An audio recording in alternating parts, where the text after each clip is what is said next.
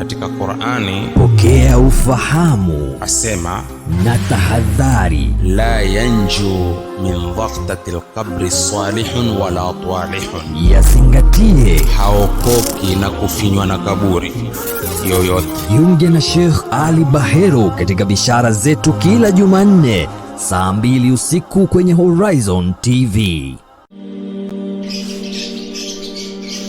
Kiumbe dhaifu lakini jasiri, alitunukiwa sura nzima, sura inayompa daraja yake inavyostahiki. Sharti ajigambe.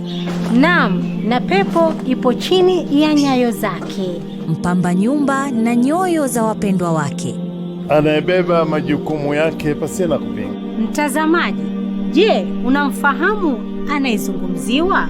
Bila ya kusahau hadhi yake na haki zake. Ungana nami Rahma Swaleh na Sheikh Juma Amir, tukuelimishe na kukupa mwelekeo katika maisha ya ndoa kwenye kipindi Dira ya Mwanamke, kila Jumapili saa 2:30 usiku majira ya Afrika Mashariki ndani ya Horizon TV.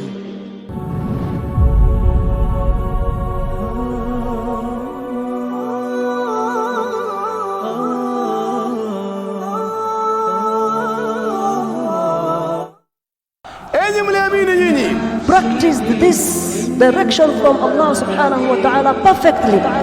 Reminders from the member. Msije mkafata nyayo na barabara na njia ya shetani. Saingine Muslim anafikiria ni kupata mali neema.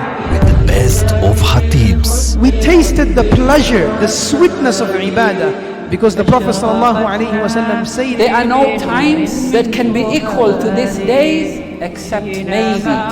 Tune in to Horizon TV and watch Friday khutbahs from different masajid every Tuesday and Thursday at 5 p.m. 5 p.m.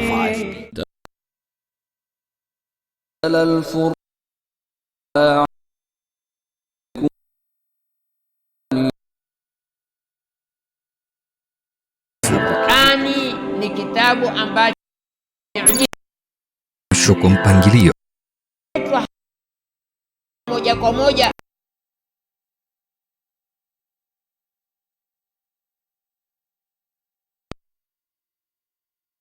zile ambazo zimezitumika Mwenyezi Mungu ana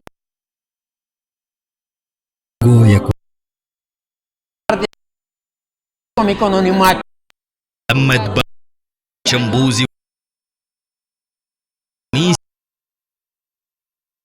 Horizon TV.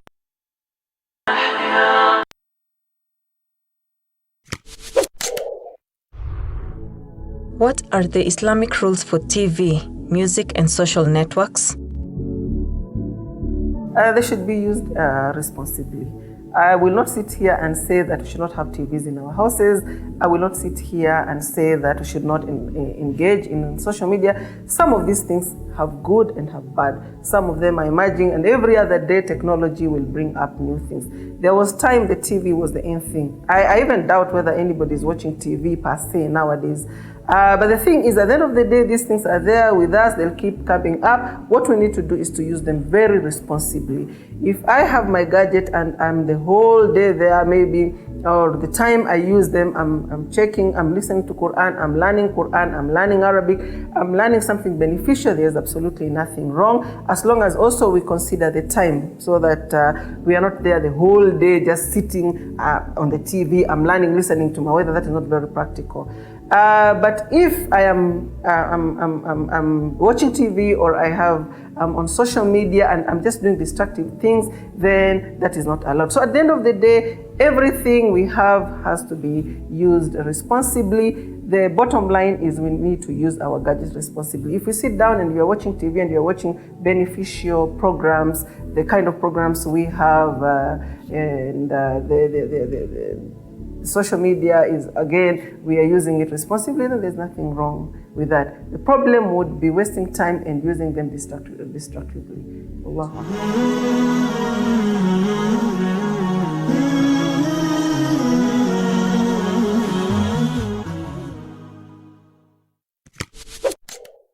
How should I I stop fasting during pregnancy, ideally you're never supposed to be fasting. You've been given permission. Among the people who have given permission not to fast during the month of Ramadan or any other time are women who are pregnant. But there are some women who say they are strong. But if you can avoid, the better. Especially the first trimester, it's very tricky, to fast. I know most women avoid fasting. This is something women don't want to hear. But again, are we doing harm to the baby? Are we damaging our health? If it borders on damaging our health and damaging the health of the baby, then definitely you need to eat. You will fast later. I know there are some of the scholars who have given a leeway. They say if you can manage, then you fast. But ideally, doctors will tell you not to fast. So the thing is, eat, feed the baby, feed yourself well. You are allowed by the Sharia. You will pay later, inshallah. And Allah knows best.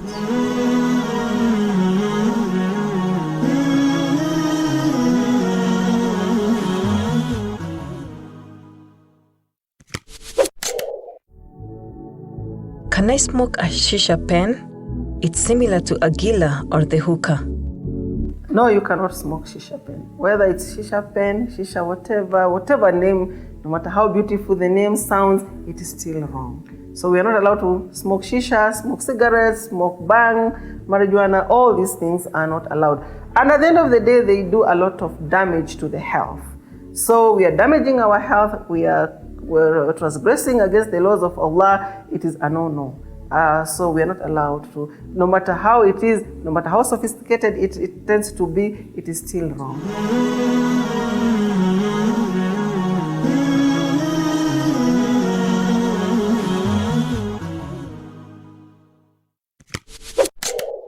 Is it permissible for a girl to kiss another girl on the cheek or hand in school or madrasa? Or will this be an act prohibited in Islam? I would prefer we use the word maybe peck. It's a girl, you treat her like a sister, and it's a girl to girl. You can peck her hand, you can, there are some traditions that actually kiss the hand as they are greeting. I think that is okay, there should be no problem. Kiss would be translated differently. If you're kissing somebody with the cheek, it's something different, but ideally just a peck, and is a girl to girl, is a friend, in madrasa, in school, then I don't see anything wrong.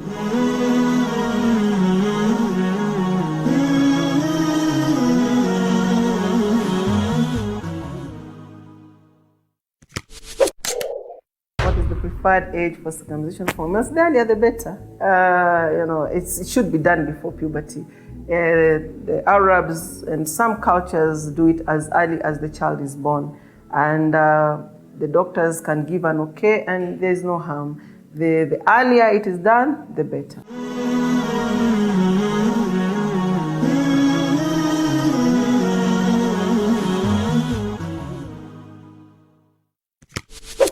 Bismillahirrahmanirrahim. Alhamdulillah wa kafa wa salamun ala ibadihi alladhina istafa, amma ba'd.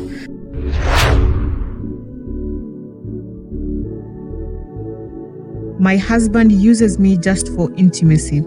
Now, if your husband just uses you for intimacy, then I think this is something that you can sit down and discuss and, tell him, and he has to involve you in so many other things that pertains to marriage. Now, one thing we need to understand is that intimacy is just one segment of marriage. There are many other things. You come, two partners in for life, and children will come, there'll be work, there'll be this.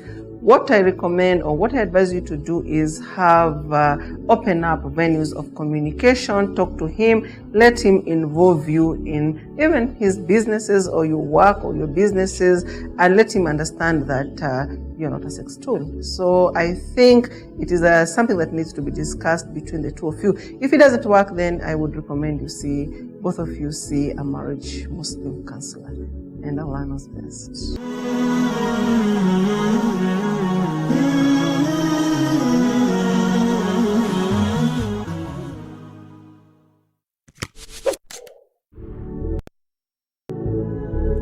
Can a disabled lead people in prayer? Well, it depends on the magnitude of the disability.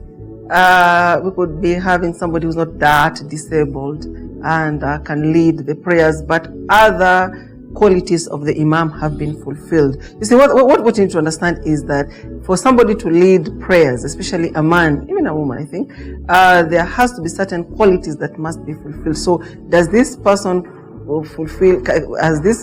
fulfilled all the qualities? Maybe he's able to do the ruku, he can lead, but there's also a kind of disability, but maybe it is too much. You could have somebody who maybe the only thing that rolls is the head. Then that can be a bit tricky. Then it's better to get somebody who ideally can. So depending on the level of the disability, I would say there's absolutely nothing that wrong. We could be having somebody who maybe is crippled, for example, but you find that he has memorized the Quran, he has a good mastery of the Hadith, he knows a good mastery of the Arabic language, he has studied his deen, he is much more knowledgeable than the people who are following him, so the disability will not stop him. But again, you could have somebody who the level of disability is too much that every other act of salah would be a challenge. In that case, it is good to put somebody who maybe would do it in a more better way. Or maybe the challenge is mental. So if again that is the case, then it's better we get somebody who can do it better, and Allah knows best.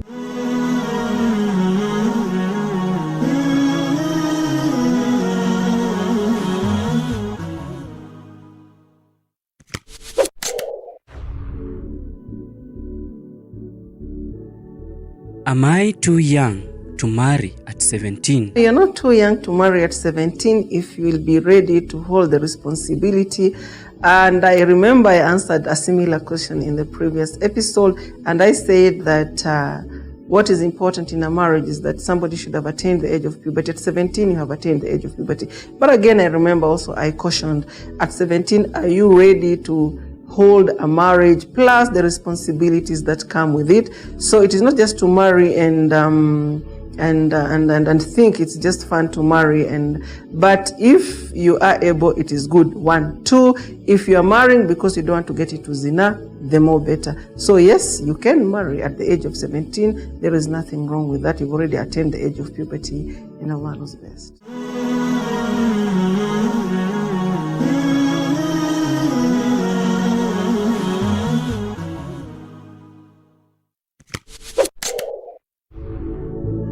Is there anything wrong with a person feeling proud of his religion or feeling proud of a person who does something good, given the fact that pride in the heart is something bad?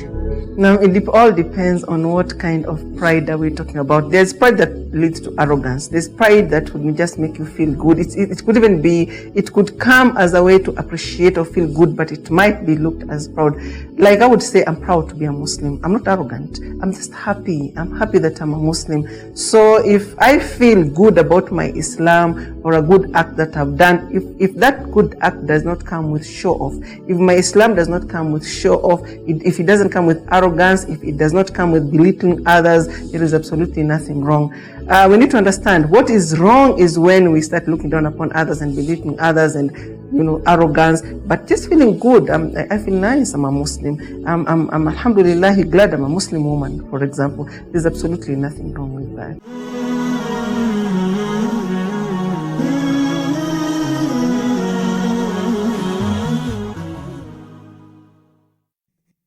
La kutafakari. Wazazi, chukueni majukumu yetu bikuwa. Tuchukueni majukumu yetu juu ya watoto wetu kisawasawa. Tuache kuachia walimu wa madrasa majukumu. Si jukumu lake. Madrasa, mwalimu jukumu lake ni kumfundisha mtoto wako Qur'ani, lughatul arabia, hadith, qiraa, sira. Ndo jukumu lake fakat. Jukumu lake si la malezi. Jukumu la malezi lako. Usiache majukumu yako shule. Uje umwambie mwalimu bwana, unajua wewe ndo uko naye hapa, si tunkuatia wewe. Abadan. Mwalimu akumleta duniani, jukumu la mwalimu ni la kumfundisha peke yake. La tarbia la kumfanya, la kumpa malezi lako. Na hawa watoto hawataki mengi wazee. La kutafakari. La kutafakari. Kama vile ambavyo kwamba mobile phone yako inakushughulisha saa zote upo. Kuna mtoto anaomba yeye ningekutumiwa clip mtoto yasema naomba ningekuwa simu ya baba ama ya mama. Aomba ningekuwa simu ya baba ama mama, manake baba simu ameweka kwenye moyo, mama simu iko ndani ya handbag. Saa zote wanayo. Baba na mama wakiketi ni hapa tu. Ndo maisha yetu ya mkuu leo. Mwana yuomba saa ngapi mama atampapasa kichwa. Mama nataka hivi, mwambie maid. Baba nataka hivi, mwambie mamako. Mamako mwambie maid. Maid afanye anapotaka yeye. Kwa nini watoto wasichukie wazazi? Kwa nini watoto wasiwe na dukuduku na wazazi? Kwa nini watoto wasiwe na hasira na wazazi? Kwa nini watoto wasifanye maskani ndo makao? Utasikia mtoto yarudi nyumbani saa 4. Kwa nini mtoto yarudi nyumbani saa 4? Kwa sababu nyumba haijakuwa ni mahali ambapo kwamba yupata mahaba. Nyumba haijakuwa ni mahali ambapo kwamba yupata utulivu. Nyumba haijakuwa ni mahali ambapo kwamba yeye yuonekana kuwa ni muhimu. Kwa hivyo hajaona umuhimu wa nyumba.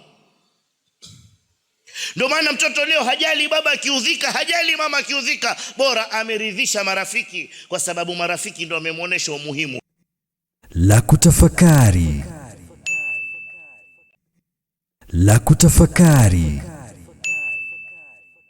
Hawa watoto wengi wanaingia kwenye relationships za love me love you, relationships za Facebook, relationships za WhatsApp, relationships za Twitter, za Facebook. Kwa nini? Kwa sababu wamekosa mahaba nyumbani. Lini baba ulimwambia mwanao son I love you, my daughter I love you, mwanangu nakupenda, mwanangu na uhibuka kama wewe ni Mwarabu na kuheza kama wewe ni Mgiriama? Lini ulimwambia mwanao maneno kama yale? Watoto wayasikia maneno kwenye televisheni tu, wakiambiana Alejandro na Paloma. Hajamsikia baba akisema hata siku moja mahaba yatatoka wapi? Mahaba si kulipa fee, mahaba si kuninunulia nguo zaidi, mahaba ni utamke na unioneshe. Tuwakosa watoto wetu, kina watoto wetu Fatuma na Mariamu wenda shikwa mikono na kina Abdalla na Hamisi na Juma Makadara, kwa sababu wewe baba umekosa wakati wa kuwa nao. Ungekuwa kuntoka wewe na Fatuma wako na Mariamu wako na Ruqia wako, Hamisi na Juma na Moha na Modi na Sule, atawatoa wapi? Lakini huna time. Vibarubaru vina wakati wa kukushughulikia pale wewe umebwaga. Kazi kwako mzazi. La kutafakari. La kutafakari. Jumba zataka mahaba ya ikhwa, zataka attention. Nana amekuja kusemesha punguza TV, mwambie kipenzi changu, tunda la macho yangu, kitulizo cha moyo wangu, wasemaje nana? Angalia maneno atakavyokuwa. Yule mtoto wa kike wallahi atatabasamu kama ni maji, huenda mikono kamtetema mpaka kayamwaga. Ama kuulize mume wangu leo mzima, aone labda ni wahusia malaka al-maut ushamuona, manake hajawahi kusikia maneno yale ukimwambia, ila zile siku kimtongoza mitaani kabla hujamuoa. Tangu mtie nyumbani wewe, kwa kuwa ana friji na TV na chakula, wewe ujishika kiuno, kama simpendi ningemfanishia nyumba, kama simpendi ningemlisha kuku mimi kila Jumapili. Wewe unajitona namna ile kweli roho? Kama simpi attention mimi La kutafakari.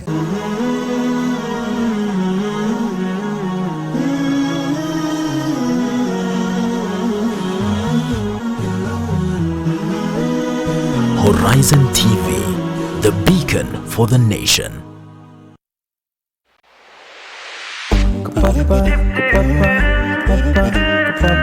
Healthy Thursday is not just about diseases.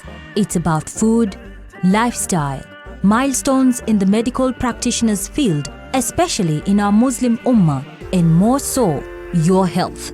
Discover breakthroughs and milestones in the medical field. Learn how to manage diseases. Oh, that was not painful. Join the discussion. Make better decisions on your meal plans.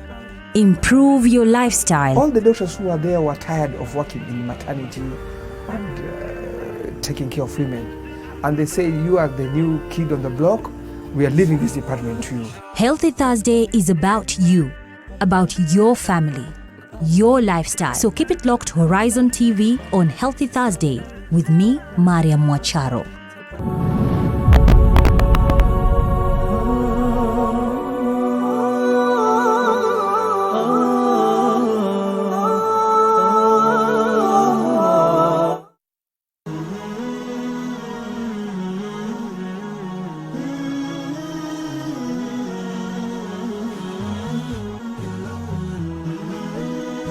Horizon TV, the beacon for the nation.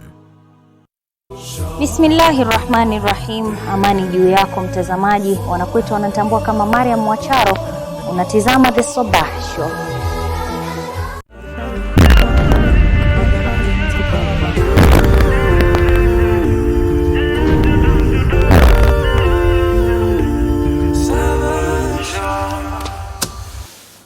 Assalamu alaikum wa rahmatullahi wa barakatuh. This is the 19th of December, bright morning right here on Kenya's capital, Nairobi. Welcome to Healthy Thursday, Sabah Show. My name is Faisal Kasim, standing in for Mariam Mwacharo. And this morning, we are going to talk about, of course, despite the newspaper review, we will be talking about the 2019 KCSE results, the Kenya Certificate of Secondary Education that were released yesterday by the CS Education Professor George Mago. And of course, joining me this morning to discuss about that topic, from my immediate left, we have Mr. Ali Malala. Assalamu alaikum. Wa alaikum salam. Karibu sana. And the best for the last, we have Mr. Hamisi. Assalamu alaikum walimu. Wa alaikum assalam wa rahmatullahi wa barakatuh. Karibuni sana. Thank you.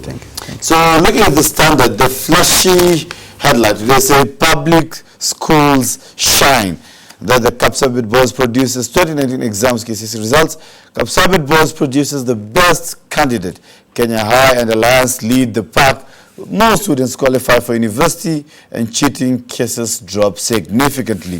Mr. Ali Malala, what's your take on the KCSE 2019 results that were just released yesterday? Firstly, thank you very much for the opportunity to be on your show. Yeah. If you look at the general and overall performance, you discover that there is an improvement, although slight, in terms of the number of S registered, the number of Bs, the number of Cs, and the lower grades as well have slightly improved generally. And if you look at how the results were released, again, it was much earlier than expected, because we expected possibly towards Friday, but by Wednesday the results were out. So it shows a trend where exams are marked much faster, analyzed and released faster, which is a good trend as we move forward. And this has been the trend since Dr. Fred Matiang'i took over the docket, the education docket. The results have been released quite early, and there have been complaints from some quarters that the markers are not so keen, they're in a rush so that to release the results early. Mr. Hamisi, what would be your take on that? Do you think these results are accurate given the time that they took to mark them? Thank you very much. The beauty of exams is to be done, and once the exams have been done, they are marked right on time, and then the results are released. We have seen this trend happening for the last 4 years or so, and this is a very good start for our country, because initially, I believe this is a good start, because initially we used to have exams marked, and then the results are released in February, which you wonder what was happening in between the time the exams had been done, because the exams, of course, end of November, then the whole of December, the exams were being marked, and then they stay on in January up till February. It does not make sense. The exams are supposed to be marked, and once they are marked, the analysis is done, and then the results are released. Do you think the time is enough, the scope of time is enough for them to do, plus the standardization of the results and all that?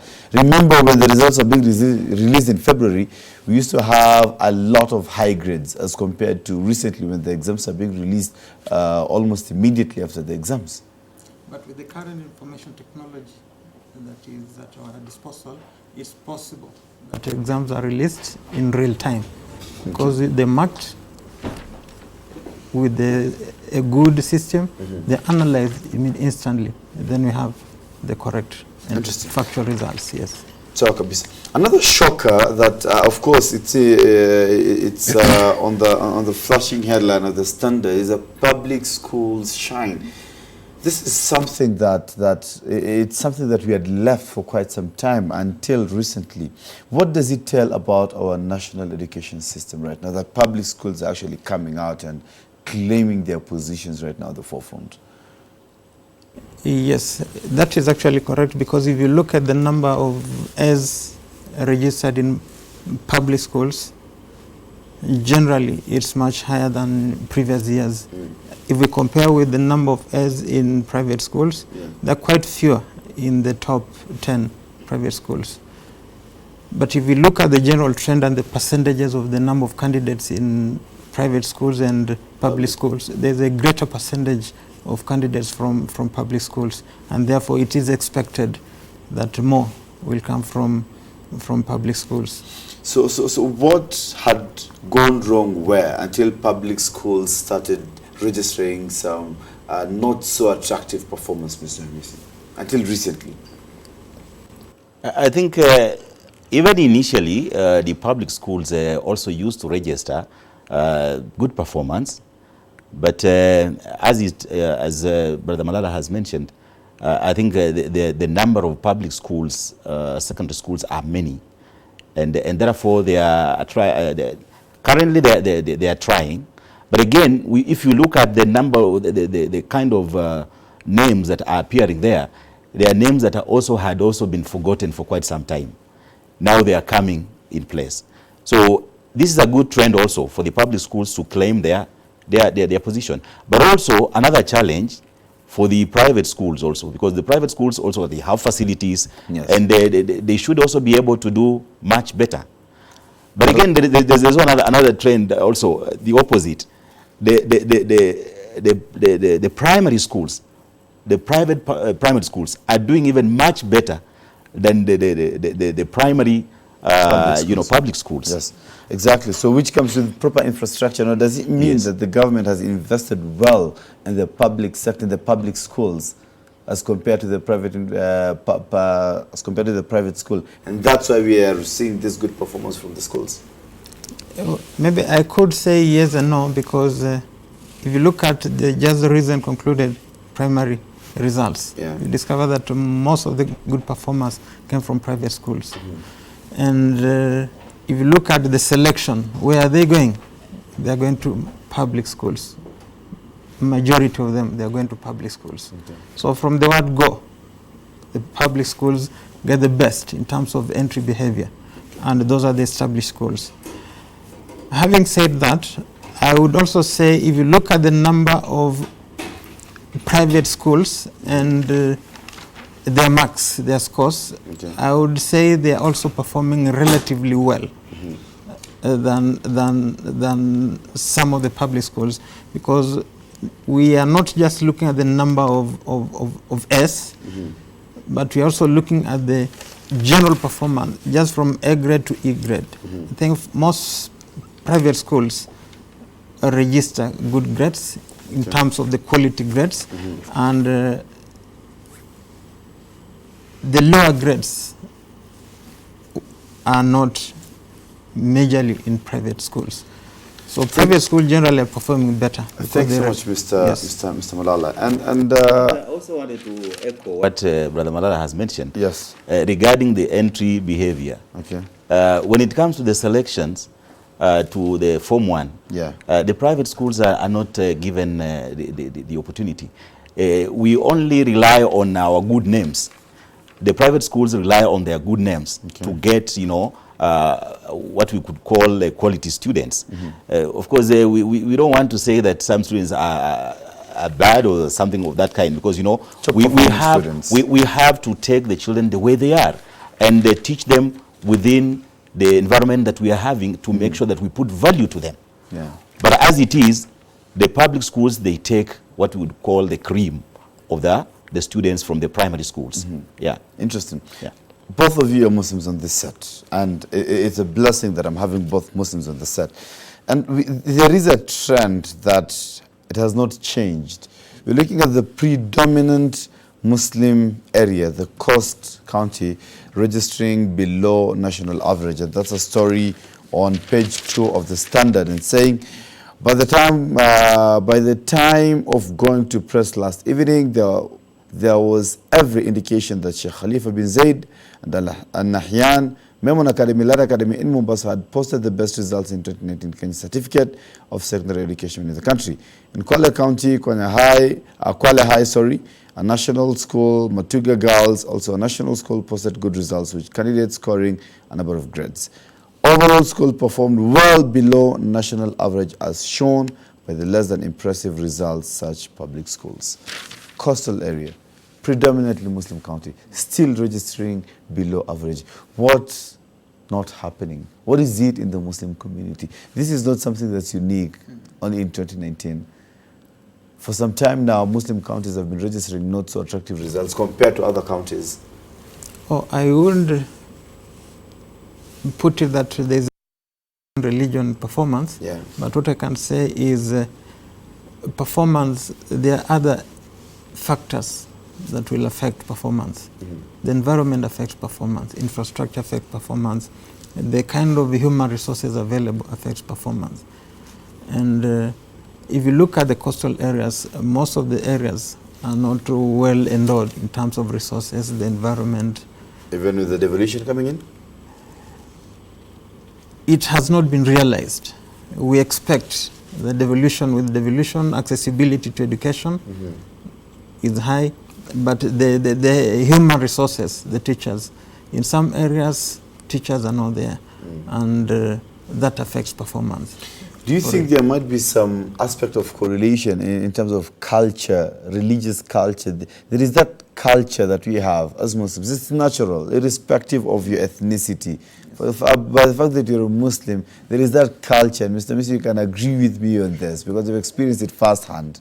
You know, both of us. There's that culture. So that's why I'm asking, because these are Muslims, and you're looking at the results at the end of the day. Do you think that culture, that Muslim culture, affects results at the end of the day? I think we should be in the forefront as Muslims to appreciate that education is very important, right from the Islamic perspective of education, and therefore my take here would be on our parents. The parents, they need to be sensitized. Some parents, as you are saying, they have given a lot of lukewarm position in terms of sending children to schools, or maybe even taking part in education matters. They have taken a back seat. So are we agreeing that there is a cultural problem in the Muslim community and hence not registering not so good results? I think to a very minimal level, we need to sensitize, because I'll tell you for a fact that if you call our Muslim parents for a meeting, you don't get 100% attendance. And even if you get, say, 80 or 70%, their contribution is not as impressive as, you would get from other, parents from other schools. I have my children in other schools where there is a predominantly Christian parents, and they have a lot of touch with education. They give a lot of support to their children. They give a lot of support to the schools that their children are in. But our parents, they have taken a back seat, and that's for a fact. So there is a problem. They need to be sensitized and take education seriously. Where do you start with the sensitization? Where do you start? Who do you start with? Of course, there are many forums. Even in the mosques, we need to tell them. Even in the mosques, the khatibs on the mimbar, they need to tell the parents, how do we compete? How our children going to compete with other children from other faith or other areas? Thank you so much. Yeah. Thank you so much. Cases of cheating dropped by 71%, so they say, in the recently released 2019 KCSE result. And I'm looking at least 1,158 are said to have engaged in collusion in a bid to cheat the exam. 101 found with unauthorized materials in the exam room, while 47 found with mobile phones.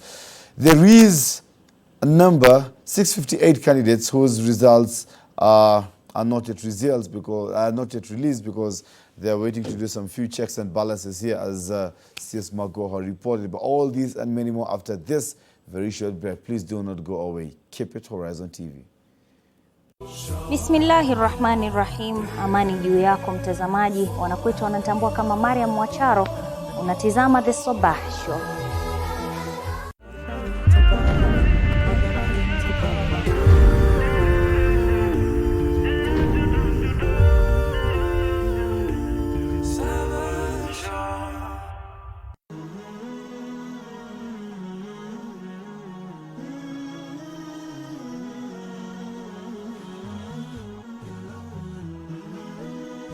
Horizon TV, the beacon for the nation.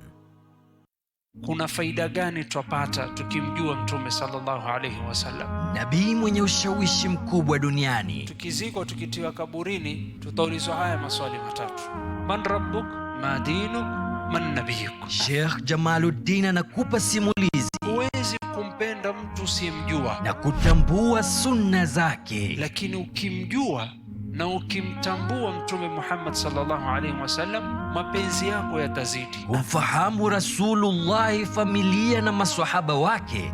Tazama sira ya Mtume kila Jumatatu saa 1 jioni kwenye Horizon TV.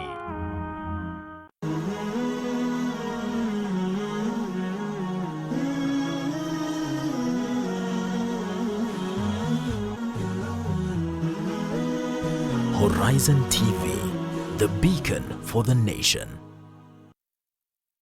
Bismillahirrahmanirrahim. Amani juu yako mtazamaji. Wanakwetu wanatambua kama Mariam Mwacharo. Unatizama The Sabah Show.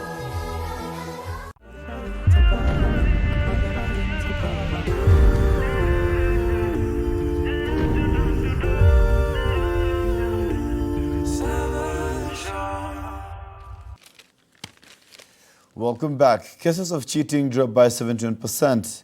The Kenya National Examination Council cancelled results for 1,309 candidates who were involved in cheating. Education CS Professor George Magoha said cases of examination irregularities had reduced drastically compared to 4,519 cases recorded last year, to reflect a 71% decrease. Figures. They say numbers don't lie, and that's why they had to be specific. Yes. What's your take on exams irregularities from the yesteryears until now? Yes, from yesteryears we are talking about 3,000 plus, but just slightly over 1,000 candidates. And I think this is because of the stringent measures put in place by the ministry and Examination Council.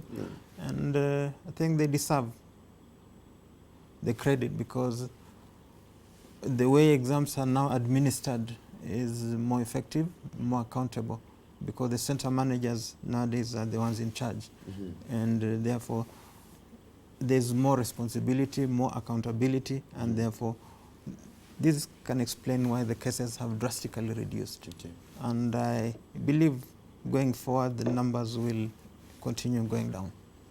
Interesting. Yes. Excellent. Mr. Misi, what's your take on exams irregularities in this country? I think there's a point that the CS, Professor George Magoha, mentioned about the multi-agency monitoring, the involvement of the multi-agency monitoring team, yes, which was a very good move. From the time of CS Matiang'i and then Ambassador Amina Muhammad, up till now, they have improved. They have continuously improved.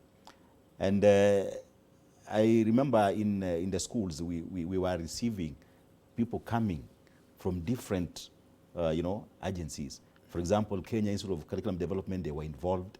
The security agencies, they were involved. So you are there, the center manager, but you are also being monitored.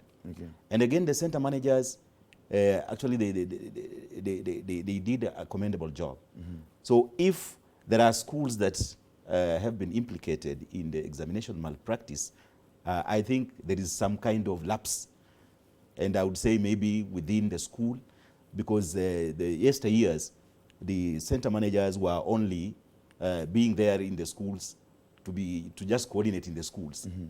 The supervisors actually used to go to the armory, to the police stations, and then collect the exams and come back to the schools And now the center managers, the principals, would just monitor what is happening. So everything was within the docket of the supervisor and the invigilators and all that. But as it is now, the center managers have the exams with the security officers. They will come to the school, put the exams in the examination room, in the open. Wait for the supervisor to come over and then hand over again in writing. You know, they have to sign for it. And then you wait again, you start the exams at 8, and of course you go and stop the exams at the required moment. Up till the time the results, the exams have been done, then you go back again to the container. How do you balance between exam security, cheating, measures put against cheating, and intimidatory security that we see the children go under? Extreme, extensive frisking, and then you have armed police officers to do there while you're doing your exam. This is supposed to be an ease moment, but again, that student is put under so much pressure. How do you balance between the two? I think there has been the debate about militarizing exams. Yes. And I feel because the candidates, they need that time, conducive environment, so that they can think positively, recall, so that they can write. We say evaluation is part of the learning process, because after learning there is evaluation. So the question is, how do we evaluate? Do we need policemen? And the answer is no, because policemen are just there to ensure that the environment is secure and conducive for the exam, not to intimidate the candidates. Yes. True.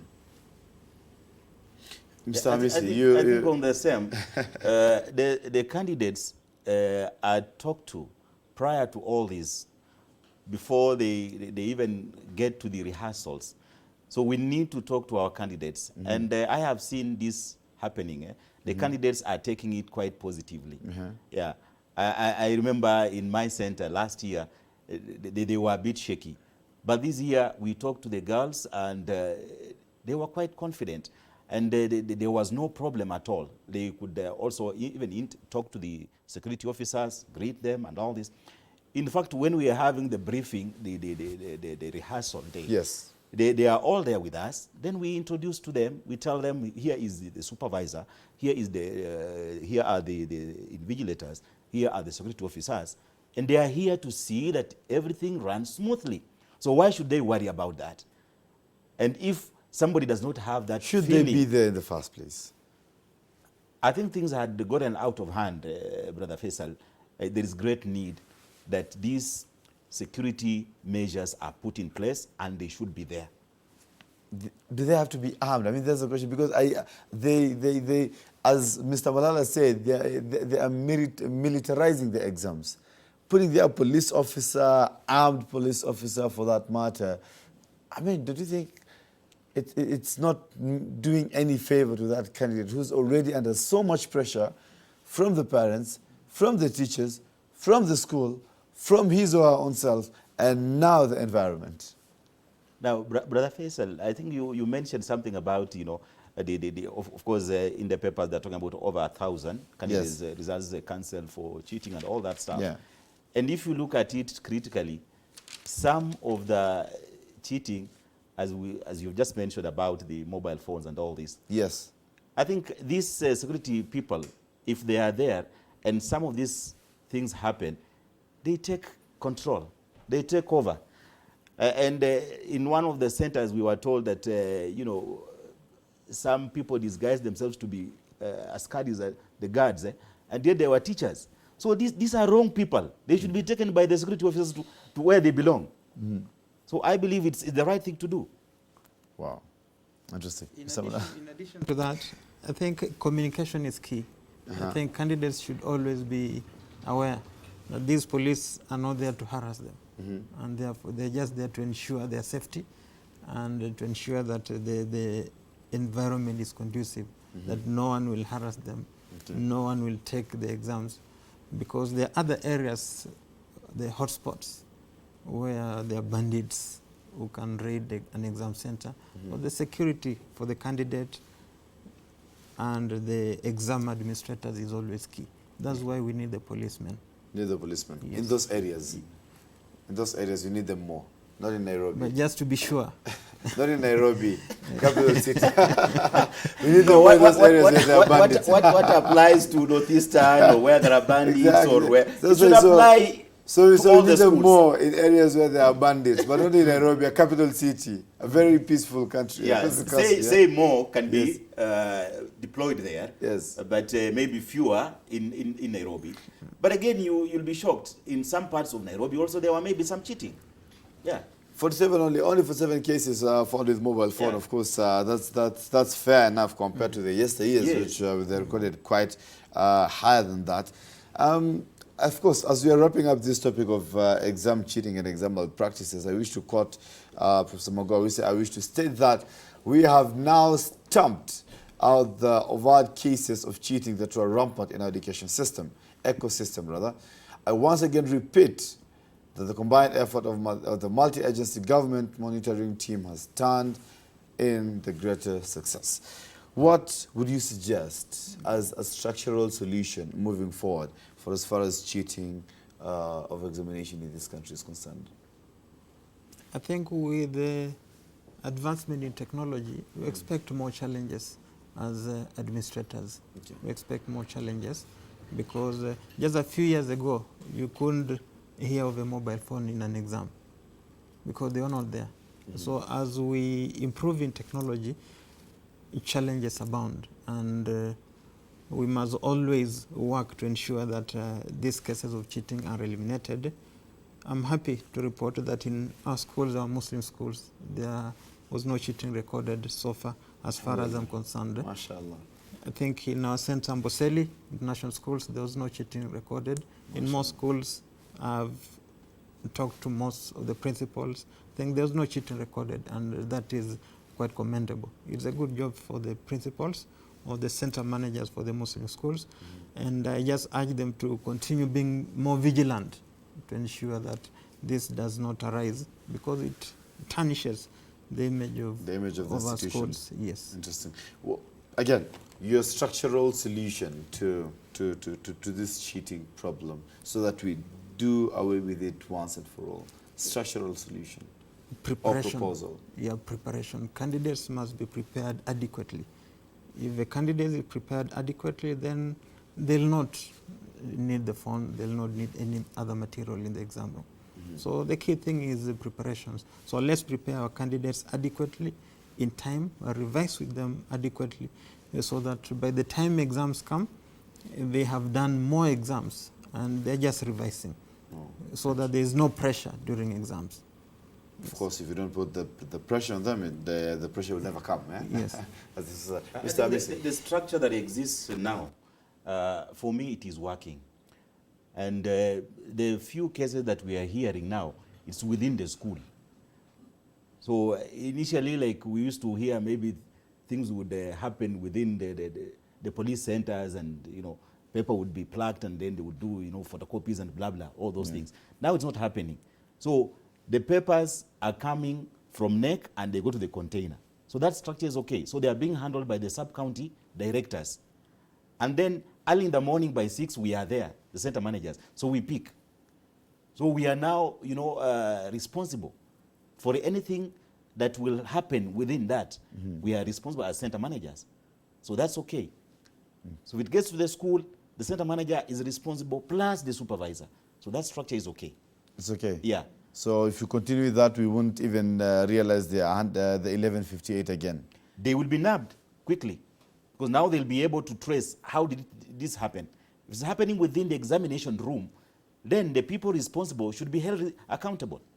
The invigilators. Yeah, the supervisor and the invigilators. I'll give you a case of what happened. And Brother Malala has mentioned that we want to congratulate our Muslim schools. They have done well in terms of the supervisions and all this, because we have not reported, we not had any case of exam malpractice in those schools. But our case last year was bad.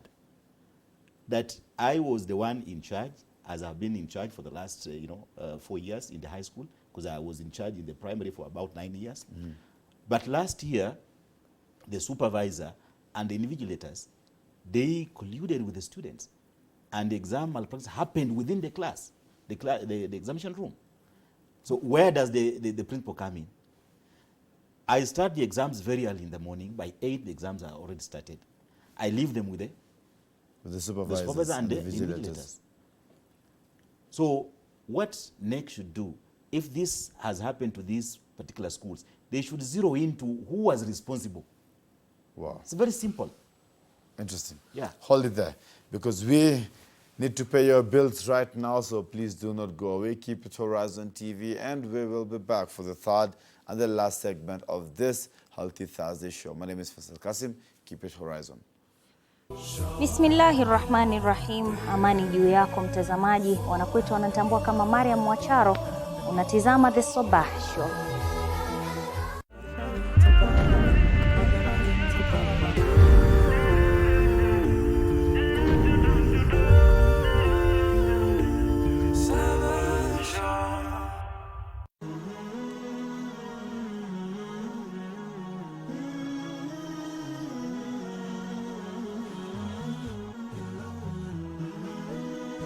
Horizon TV, the beacon for the nation.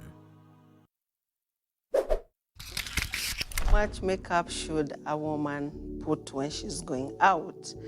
Now, the answer to this is naturally a woman is created a very attractive person.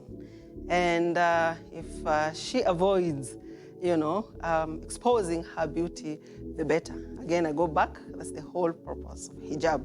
So it should be very much on the minimal if she has to. And when I say the minimal, it means the natural, the lotion and what have you, and not lipstick, not the mascara, not the too much things that women tend to do. So when a woman is going out, then she should put it on the minimal, only do what is natural and avoid makeup as much as possible, because again, if she puts too much makeup, that will flout her hijab rules. So she should put it on the minimal, and if she wants to put makeup, she can put it inside her home, maybe before her husband and before her mahrams. Wallahu a'lam.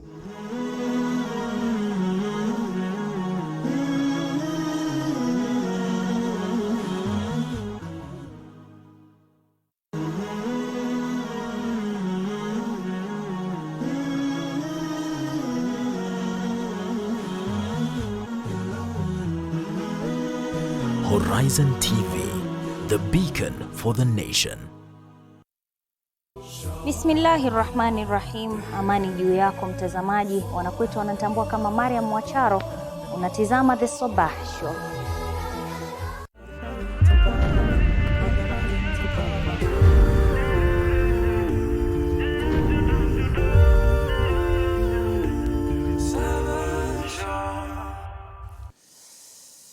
Welcome back to the third and unfortunately the last segment of Healthy Thursday. My name is Faisal Kasim. Thank you so much for staying with us. On the Daily Nation, page 4, number of qualifiers for varsity up by 13.7%. The year 2014, we had at least 149,717, and then it increased in the year 2015 to 165,766. In 2016, it dropped to 88,929. In 2017, again, dropped further to 70,073. 2018, the number went up by 20,000 to make it 90,377. And, of course, we're looking at a very high increase of 125,746. Those are students with at least a mean grade of C+, who will manage to join the university. This has been a dream of every high schooler, to finish high school and join university, and go ahead with education, be ready for the job market. The ultimate Kenyan dream. Finish education, finish university, get a career of your choice, get a job, buy a house, buy a car, start a family, and start living. It has been the dream of a lot of Kenyans. That has been the trend for a very long time. On the flip side, not so many, you can say, succeed in this thinking line. Because after getting to university, at least a number of them graduate, But coming to the job market, that's where the problem lies. Not so many get to secure the job market. So where is the disconnect between the education system and the job market? Mr. Malala, I'm going to start with you. I would say, because true, it's a dream of every candidate, the 600,000 of them, most of them were dreaming at least they'll score that minimum C+ so that they can join university. Yeah. However, because that is not possible, that is why we have most of these TVETs, and I'm happy the government is investing more on these TVETs institutions so that we can absorb most of the candidates that did not qualify for university. And as the CS rightly put it, it is not a must for one to join university, although we strive to join, but it's not possible. Okay. Yes.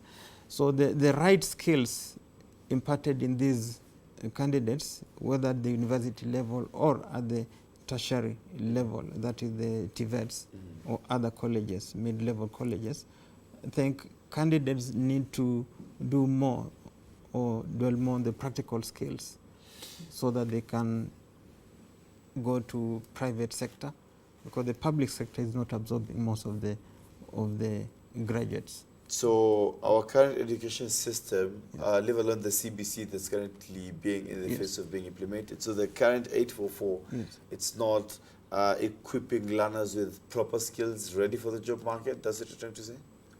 Partly yes and no, because very few of the colleges are dwelling on the skills so for the learners or the graduates to go to self-employment. They are training for public employment. Okay. Mr. Amis, where is the disconnect between our education system? I mean, that's the question I'm asking, our education system and the job market. Where is the disconnect? Because clearly there is a huge disconnect. So where is the disconnect? The universities should also look at what is happening in terms of the job market, and then their courses should be geared towards that. So as they train, because at the university, of course, they are being trained to come back in the job market and get the jobs. But again, they should also give them the skills to be able to create also to be entrepreneurs, you know. I saw a caption a few months ago of graduates who were very busy making bricks in the rural place. And they are graduates, you see, and they are earning a living through that and getting a lot of money. So also the universities should just... Natural student, natural science student who had a straight first-class honors, first-class honors, pulling a cut on the streets, at the market. So they should not just be meant to understand that once you get your degree in this, then there's a job ready for you. There might not be jobs ready for you. So you should also think beyond that. You should be thinking beyond just getting a job and being employed. You can also create a job and employ others. Oh, yeah, interesting. Mr. Malala, like you're burning to comment something. Is it because I think you cannot entirely blame the candidate, because it's unfortunate that a student graduates and you are told that the course you are taking for 4 years or 5 years was not registered. You get it? It's not valid. It's not valid.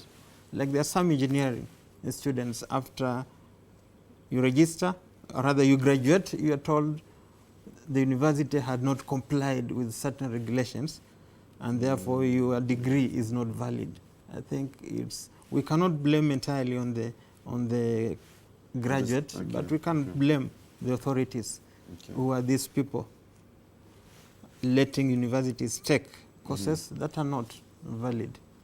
It's unfortunate. But also this starts from the school level.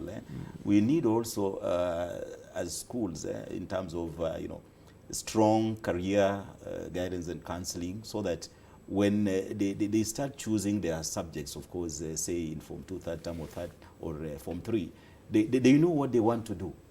Sometimes it's unfortunate to find that students get to the university and they still don't know what they want to do. They start even changing courses at that point. Or they are already done with their fourth form and they have gotten good grades and they don't know. They realize that's not what they wanted to do. That's not what they wanted to do. Interesting. Yeah. Interesting. As you're summarizing, Walimu on the set, as you're summarizing, there are students who have performed well and they're so happy celebrating right now together with their families. Yet there are others whose dreams were shattered by the exact same results that came yesterday. Their dreams were shattered. As institutions, do you have measures in place to cater for such students, to call them, to talk to them, maybe offer some guidance and counseling together with their parents? Do you have something like that in your school? Yes, we do. And before exams, we had a talk with our candidates. That is at my center. We had a talk with the candidates. And irrespective of whatever you score, that is not the end of the world. Your life does not end at KCSE. There is a longer life beyond KCSE. And it is paramount upon us to ensure that we talk to them. Personally, I've talked to all my candidates. I did it yesterday. And I assured those who did well, I congratulated them. And happily, 90% excelled. And it is quite commendable. Those who didn't perform, we encourage them and let them know of other opportunities that are there. Because there are always opportunities. With the C, there are opportunities. With the C plus and above, there are opportunities. With the C minus, there are opportunities. So it is upon us as principals to let our candidates and our students know that with this grade, what are the opportunities available for you? Then, yes. okay. So, and I've done that already.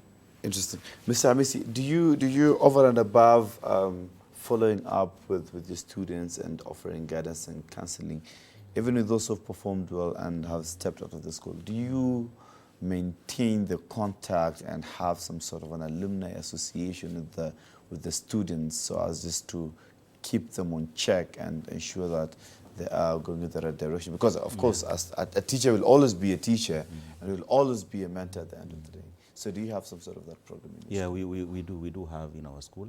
And for the last, of course, last 3 years that I've been there in the high school, I've followed up a number of students who've gone to those who were not able to go to the public universities. Some have gone maybe to the private universities. Some who were not able to at least achieve that grade to enable them to be at the university.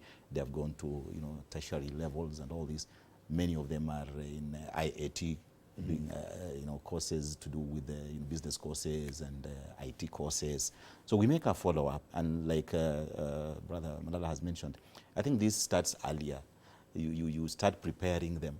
I remember this particular group, I called in sheikhs to even talk to them and give them the concept of examination, that is not the end of the world. Because life for a Muslim is full of examinations. We are doing imtihan all through. So this part of the examination of dunya. There's a bigger imtihan in akhirah. So why should you be down because you have not succeeded to go to the university? There are other avenues, and you will access those avenues. And Allah subhanahu wa ta'ala has created you for a purpose. You're going to excel in other areas. Okay. And we see even some of these students who get their D pluses and even their Cs. Sometimes they emerge to be successful in life. True. And you wonder, they even come to employ even those with the A's and the B's and all this. We have seen this happening in this country and in the world over.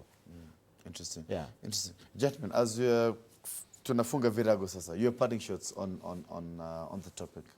On the topic, I think I would wish to congratulate the Muslim schools for performing well, because I've gone through quite a number of schools and I've discovered there's quite some improvement, and that's quite commendable. On all the principals of Muslim schools, I wish to say congratulations, and let's keep it up. Let's keep it up. Yes. Mine is to, I congratulate all the Muslim schools, definitely, and all other principals also who did their best, their schools did their best. And also thank the Ministry of Education and the NEC fraternity for the measures that they have put in place. Let's get the quality results so that when we are taking these children, these students to the university, we ultimately are taking those who are going to take the courses that will eventually help this country. not to take somebody who is going to do medicine and along the way he will not make it, or she will not make it, or maybe he will make it and continue cheating within his medical field, or whichever the field he has excelled in a very scrupulous way, in a very orthodox way. So let's give quality results, and this is the way to go. Thank you so much. Asante sana. And finally, to all the students who sat for the KCSE examination 2019, I wish to congratulate you and let you know that your life is more than just the grade that you got. If you got a good grade, then congratulations, and even more congratulations. But never let that get into your head, please. Don't let it get into your head, because it's just the beginning of another phase in life. And for those who did not perform well, then no, this is not the end of life. It is not the end of life. I've seen people who've performed way much below, and right now they're doing very good in life. So it is not the end of life. Congratulations once again. And special congratulations to my very stubborn, amazing niece by the name Khadija Maulid. Congratulations. Everyone else from the Horizon TV crew, everyone who took part in ensuring that this program goes on air, from the Abu Sufyan, that is our station manager. We have my producer and director Shakombo this morning, my brother Idris behind this camera, Abdurrahman Hared, my sound person this morning. Yusuf is coming as well in the second segment. Congratulations, everyone. Congratulations from the Horizon TV crew. Mungu awabariki. Thank you so much. Don't you go away, because Yusuf Farah will be joining you shortly in the next segment of the show. Thank you so much, gentlemen. Assalamu alaikum. Thank you so much.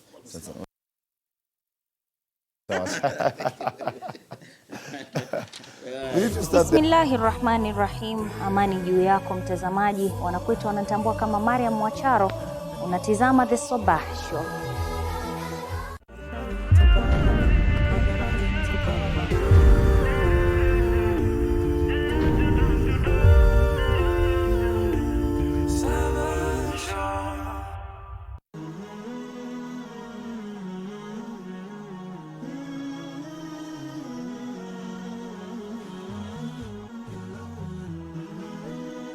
Horizon TV, the beacon for the nation.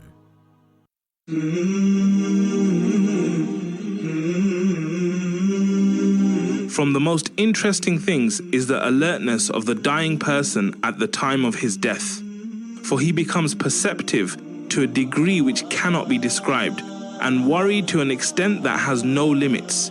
And he yearns for his times of old, and wishes that he be left so that he can make up for what passed him by, and so that he can be truthful in his repentance, in accordance with the level of certainty he now has about death.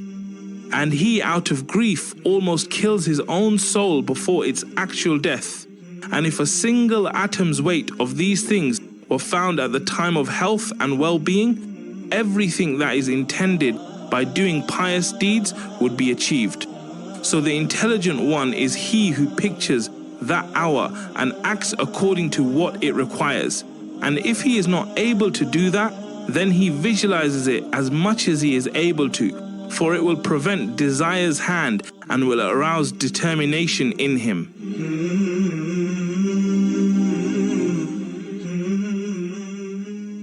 تبارك الذي نزل الفرقان على عبده ليكون للعالمين نذيرا. Ni kitabu kitukufu ni kitabu ambacho cha miujiza kilichoteremshwa kwa mpangilio. Hazikuletwa harufu hizi za mkato moja kwa moja, hakuna mfano wake, na hamwezi nyinyi Makureishi kuwa ni wenye kutunga kitabu kama hiki, ingawa zimetumia harufu zile ambazo mzitumia katika kuandika au katika kusema. Miujiza yake Al-Malik. Mwenyezi Mungu ana uwezo usiokuwa na kifano. Ni malengo ya Qur'an. Khazain zote za ardhi na samawati ziko mikononi mwake. Sheikh Muhammad Badamana na uchambuzi wa Qur'an kwa undani kila Alhamisi saa 3 usiku kwenye Horizon TV. Assalamu alaikum. This is Muhammad from Muslim Mastery, and today I'm going to be sharing with you 7 tips to discipline your inner self. Tip 1. Seek refuge from shaitan. As soon as you get a negative thought about someone, realize that shaitan is playing with your mind. Don't let him win, and instead ask Allah to protect you from him. Tip 2. Focus on the facts. When something happens that you don't understand or like, identify the facts that a fly on the wall would have seen. By taking a cold, hard look at the facts, you'll see that the situation is a lot less dramatic than you originally thought. Tip 3. Analyze your interpretation. How are you interpreting the facts? This is usually what is triggering your negative emotions. Accept that you've added this interpretation yourself and that you can choose to have an empowering interpretation instead. Tip 4. Don't make people into villains. As difficult as it may feel, let go of the idea that someone else in your situation is the enemy who is out to get you. Stop making others wrong and yourself right. Tip 5. Avoid playing the victim. By choosing to put yourself into the role of the innocent victim, you're avoiding taking responsibility for your situation. Instead, be proactive and look at what you can do to make the situation better. Tip 6. Make excuses for others.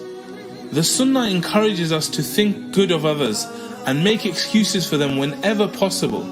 In fact, Umar radiallahu anhu said, "Do not think badly of a word uttered by your brother when you can find a good interpretation for it." Tip 7. Take responsibility for yourself. Allah has given you free will, so no matter how difficult any situation may feel, it's entirely up to you how you choose to react. Remember that the test of life is not what happens to you, but whether you deal with it in a way that is pleasing to Allah. May Allah give me and you the tawfiq to implement these tips. Jazakallah khair for watching. La kutafakari. Hawa watoto wengi wanaingia kwenye relationships za love me love you, relationships za Facebook, relationships za WhatsApp, relationships za Twitter, za Facebook. Kwa nini? Kwa sababu wamekosa mahaba nyumbani. Lini baba ulimwambia mwanao, son I love you, my daughter I love you, mwanangu nakupenda, mwanangu na uhibuka kama wewe ni Mwarabu na kuheza kama wewe ni Mgiriama? Lini ulimwambia mwanao maneno kama yale? Watoto wayasikia maneno kwenye televisheni tu, wakiambiana Alejandro na Paloma. Hajamsikia baba akisema hata siku moja, mahaba yatatoka wapi? Mahaba si kulipa fee, mahaba si kuninunulia nguo zaidi, mahaba ni utamke na unioneshe.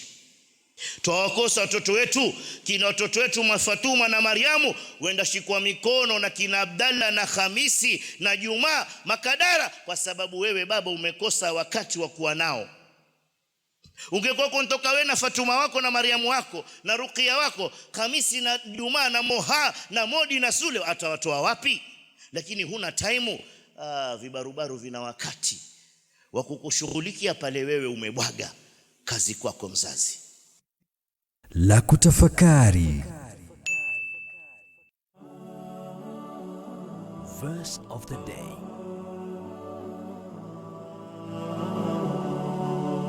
أعوذ بالله من الشيطان الرجيم بسم الله الرحمن الرحيم In the name of Allah, the entirely merciful, the especially merciful. الله نزل أحسن الحديث كتابا متشابها مثانية تقشعر منه جلود الذين يخشون ربهم ثم تلين جلودهم وقلوبهم إلى ذكر الله ذلك هدى الله يهدي به من يشاء ومن يضلل الله فما له من هاد. Allah has sent down the best statement, a consistent book wherein is reiteration. The skins shiver therefrom of those who fear their Lord. Then their skins and their hearts relax at the remembrance of Allah.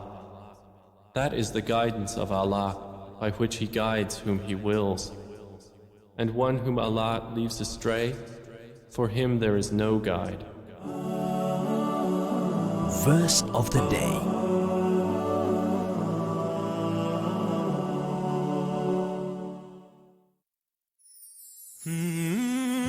Walk with us as we tell you the stories of our society. Wengine atavaa mtandio kichwani, utafikiri ni kijihandkerchief. Enzi za wakati wa kusema ati alisema, akasisitiza, akihutubia wanahabari, enzi hizo hazipo tena. Kuchimbua na kunakili matukio kwa undani. We want to create current awareness, ranging from adventure, human interest and inspirational stories, ili kuweza kukuelimisha, kukuburudisha na kukubumbuisha. Words have been said, but now it is time to lay the foundation that will impact the world. Terrorism is terrorism, no matter who is behind the trigger. Abu Najma with kids. Ni dhiki. Ukisafiri watoto wako wanafurahi na mkeo. Wallahi, kuna wazee ama waume wakiwa ndani ya majumba yao ni msiba. Watoto hawatamani Jumapili ifike, maana baba atakuwa ndani ya nyumba. Kwa sababu mzee akiwa ndani ya nyumba ni dhiki na tabu tu. Makumbuka zamani baba zetu akiambia dadi chololo. Nani siku hizi ambaye dadi chololo? Ukija. Mimi nakumbuka shaimba dadi chololo. Jebu tuliulizeni watoto wetu walituona lini wakatuimbia dadi chololo? Ilikuwaje mpaka leo watoto hawaoni raha tukiwepo? Bana ukiingia nyumbani wewe TV yako, remote yako, una kochi sijui, kila kitu wewe chako.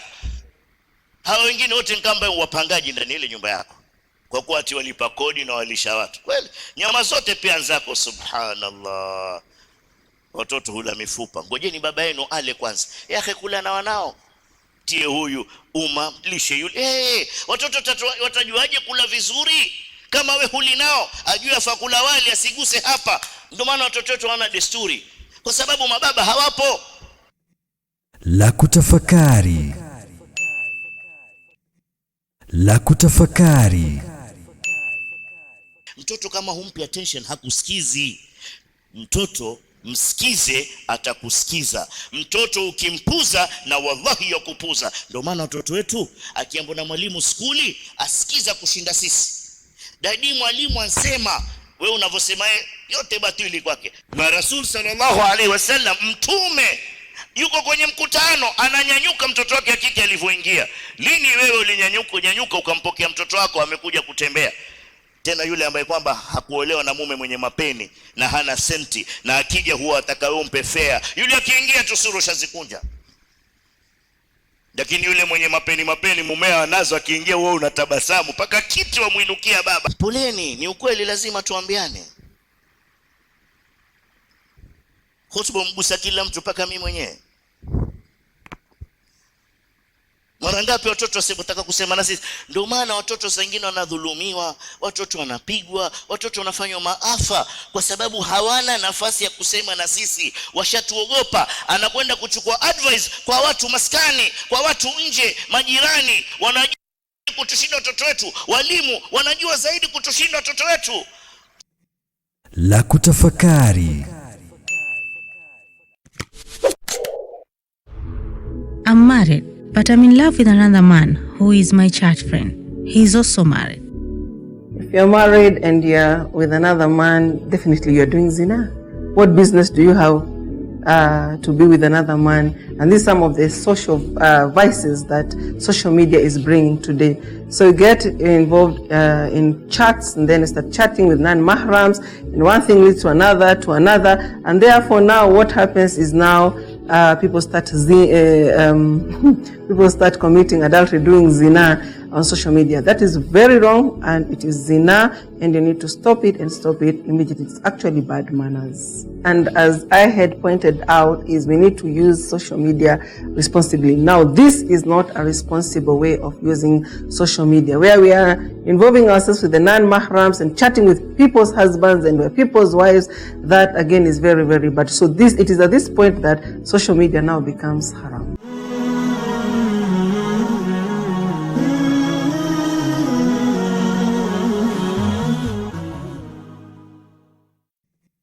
La kutafakari.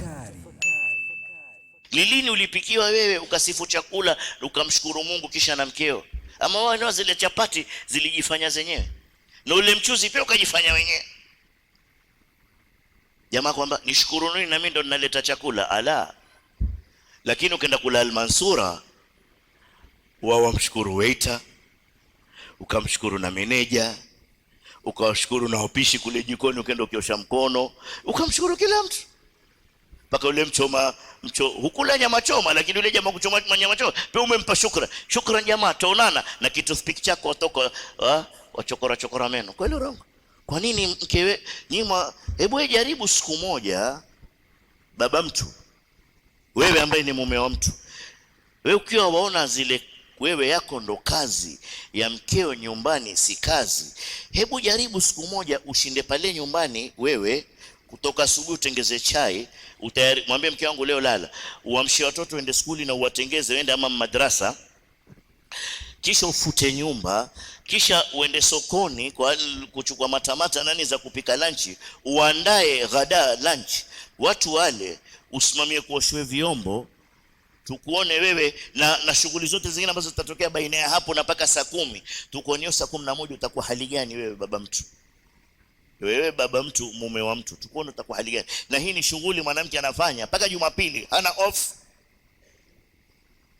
Kisha wewe una ujasiri wa kumuuliza mkeo alaza nini? Na wewe Jumapili huwa hutaki kuamshwa. Mtu amka jioni akachanganya adhuhuri akachanganya alfajiri au dhuhuri alasiri kabla ya magharibi. Hayatokei hayo tena, huo mkali untoa amri tena nikaamshwa, hata aje nani hapa sitakuamshwa mimi, na amri zikafuata. Swali ukaziswali unavyotaka wewe. Kweli urongo? Yatokea hayatokei? La kutafakari. La kutafakari.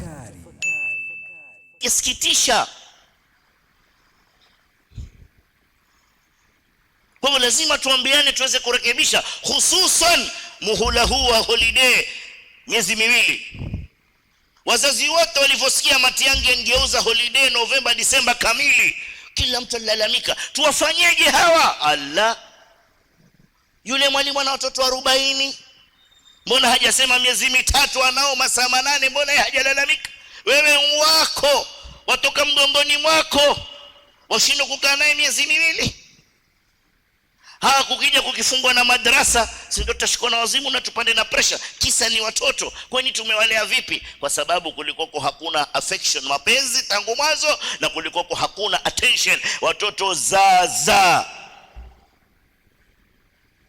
baba, mkitoka na mama mkirudi hamujui nyumba imeungua ama imehamishwa.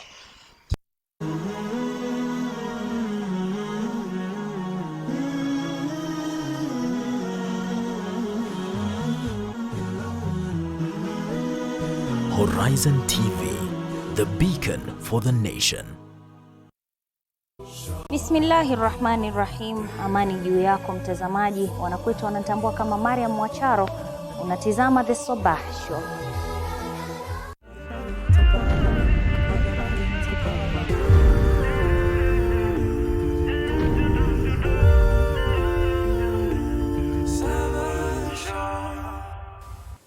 Assalamu alaikum wa rahmatullahi wa barakatuh. Welcome to the Sabah Show with me, your host Yusuf Farah, stepping in for my sister Mariam Mwacharo. Now, last week on the show, we were discussing matters concerning health, and that is spina bifida and hydrocephalus. And on the set, we had Dr. Jen Mutinda, who's a neonatal nurse, and Juliana Auma, a parent of a child who has hydrocephalus and who also has spina bifida. Now, I'm just going to go over direct to you guys, and let's start with you, Juliana. Let's have a brief history of what happened from the beginning, perhaps for someone who's just joining us right now and they don't know the history of what occurred last week, the history of your child, how you came to find out and everything, and then we can carry on from there. Yeah, thanks for having us again in the show. Yes. And as I said last week, I'm a parent. Yeah. My daughter was born with spina bifida and hydrocephalus. Yeah. And when she was born, I was a very young mom because I was a student. Yeah. And I didn't know what those two conditions were. And the nurse who helped me deliver Phoebe told me she has two heads, one here, the other one on the back. And then the other one told me that her head is full of water. She doesn't have a brain, that she will not live long, that she will die. But by the grace of God, she was able to live. And through support that I've received from the society and from God, Phoebe is alive today with spina bifida and hydrocephalus. How old? Now she's 26 years. 26 years. Yes. Well, after a doctor said that she wouldn't survive. Yes. She wouldn't last long. Mm. And perhaps this spina bifida and hydrocephalus, for people who maybe don't understand it and maybe who've never heard of it, perhaps how best do you handle a situation when a doctor comes and tells you your child has this, and maybe when they tell you, how do you keep fighting after a doctor tells you your child won't survive for long? I think that's when the power of the strength of a mom comes in. Because as a mom, you want the very best for your child. Even if the world is like trying to kill the little hope that is in you, you have a strong sense that your child will make it, and you fight. And you fight and use all the strength you have as a mother to ensure you do your very best. And only give up when now there's nothing else you can do. Yeah. Dr. Jen Mutinda, as a doctor who knows about this condition, perhaps you can explain to our viewers at home what the condition entails from and how it develops maybe from the beginning to actually becoming an actual problem. Oh, thank you. I'm glad to be here. Yes, you're welcome. Spina bifida is a condition whereby the spine of a child does not really connect completely. It leaves a gap, and it happens within the first 28 days of pregnancy. By then, the mother doesn't know even whether she's pregnant or not. It is majorly caused by lack of enough folic acid in the body. And when the spine does not really connect well, it means that by the time the child will be born, there are some nerves that will not develop. And that is now what brings about the disability that you see with children with spina bifida. They will not be able to walk, some of them depending on the severity of the condition. Some will not have even the continent of the bowel and the bladder. Okay. Yeah. Imagine a situation of someone like Juliana having come to the hospital and then a nurse or a doctor telling them, your baby has two heads, your baby won't survive and everything. I mean, isn't there like an ethical way of sitting a parent, I believe, and counseling them before telling them such things? Because it is absurd for someone to just wake up and then come and tell you your baby has two heads, your baby doesn't have a brain, your baby won't survive long, because it really demoralizes someone as a parent. So was it ethical for whichever doctor it is that Auma visited to tell her that point blank, your child won't make it for a long time? Well, I'm sorry that that happened to Juliana, because there is an ideal way that you need to approach somebody, not only in the health profession, but even in other areas, especially when one is stricken by anything that is negative. The best and the ideal way is to sit down and explain well to that client about the child, the well-being, or wherever, if there is that disability, you explain very well. You run together with that mother until she understands really what is there in her child. Give them hope but don't again exaggerate the hope, because again you have to make her aware of what is happening with the child. And if you go slowly and walk with the mother and tell her this is a condition, it is brought about by this, and the severity of this is up to this level. This can be done if there is any management or treatment of the condition. Let the mother know. We can treat it by maybe excising the mass that is on the back, and then the child will be left with some disabilities, and you won't mind, because again, these disability that she will incur if she won't be able to walk. We have devices that we can help the child. She can really live a normal life, because we will help her with rehabilitation. And if you give every information that is needed, I think you'll have equipped that mother with the information and a strength to continue even bringing that child. Okay, and in your medical field of practice, maybe in Kenya as a country, would you say that our doctors really uphold these ethics, in your experience? In my experience, yes, of which you don't lack a small percentage whereby they don't uphold to the ethics that are supposed to be in that, category. But what is there is that the real thing and the ideal thing is that we are human beings, and nobody would want really to be told such bad news in such a haste. It is good to move slowly and, together with the mother until you make sure that she is stable and she understands. Otherwise, there is that 0.00 something of the doctors and the nurses, and I think it is in every organization. You don't lack somebody, maybe as a few percent of people that have been employed in an industry or an organization that may not abide to the laws of that institution. Okay, and as far as spina bifida and hydrocephalus is concerned, what are some of the functional limitations that a patient suffering from the same might have or might be having? Well, there are physical limitations that child has in life. And I've talked of some of them, like the inability to walk well. And that is because along the spine, there are nerves that, supplies the entire body. And these nerves are divided according to the functions. So if that mass is along a place where the nerves are supplying the lower extremities, that is the legs, that child may not be able to move.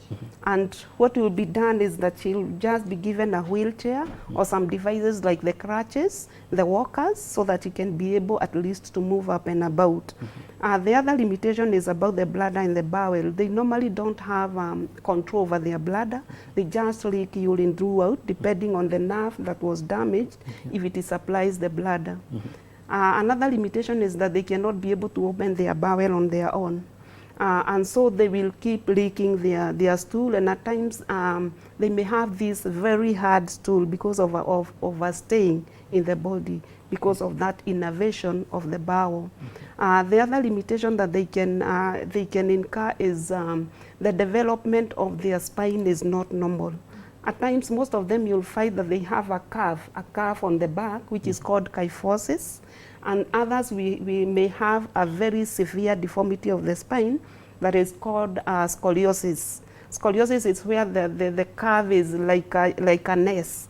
And others may even have the combination of kyphosis and scoliosis. That is a curving back, which is again like an S.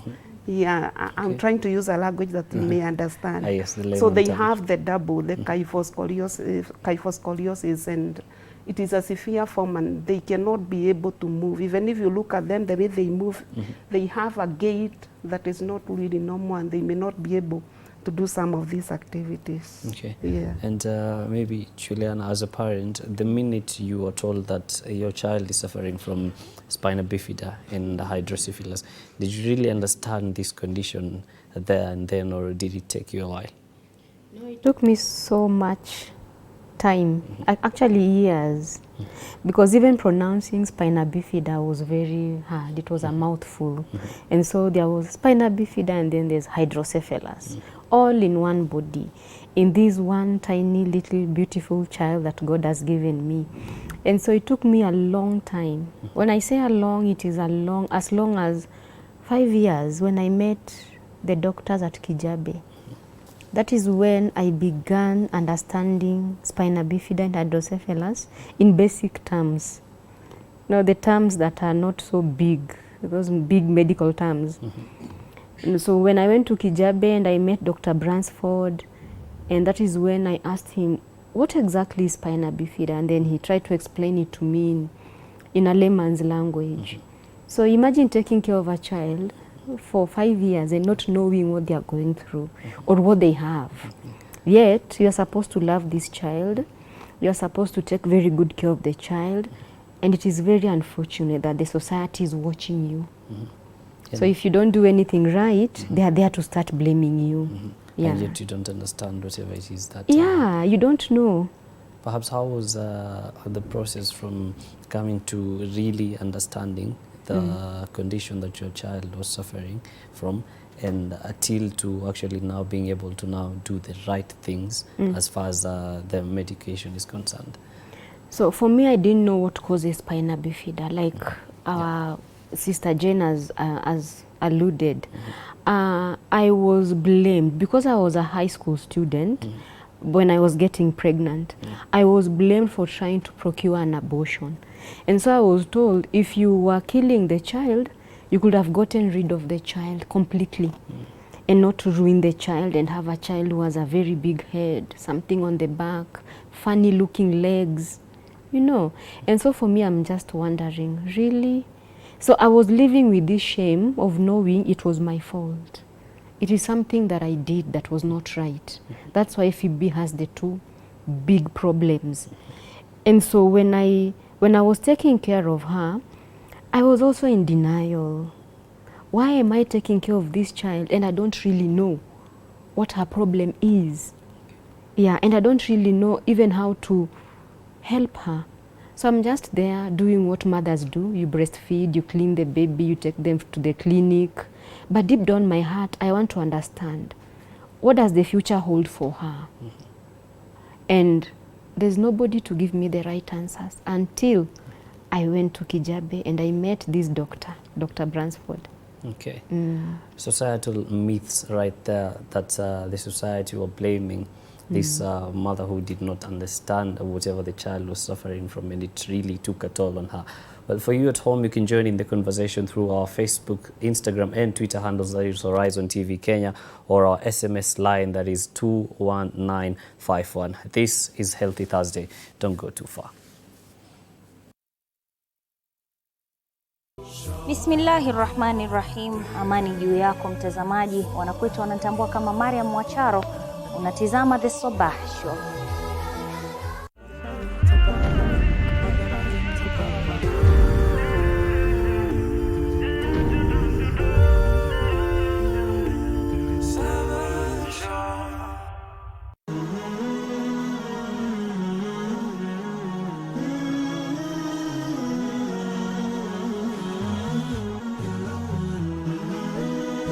Horizon TV, the beacon for the nation.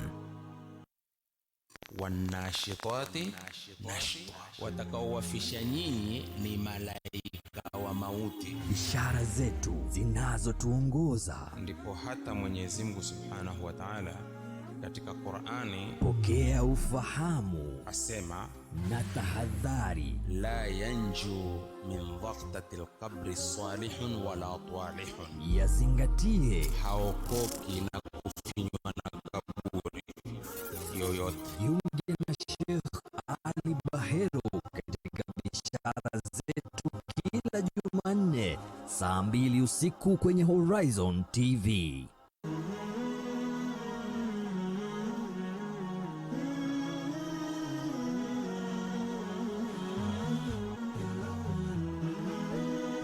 Horizon TV, the beacon for the nation.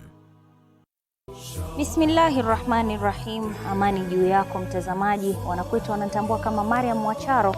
Unatizama The Sabah Show.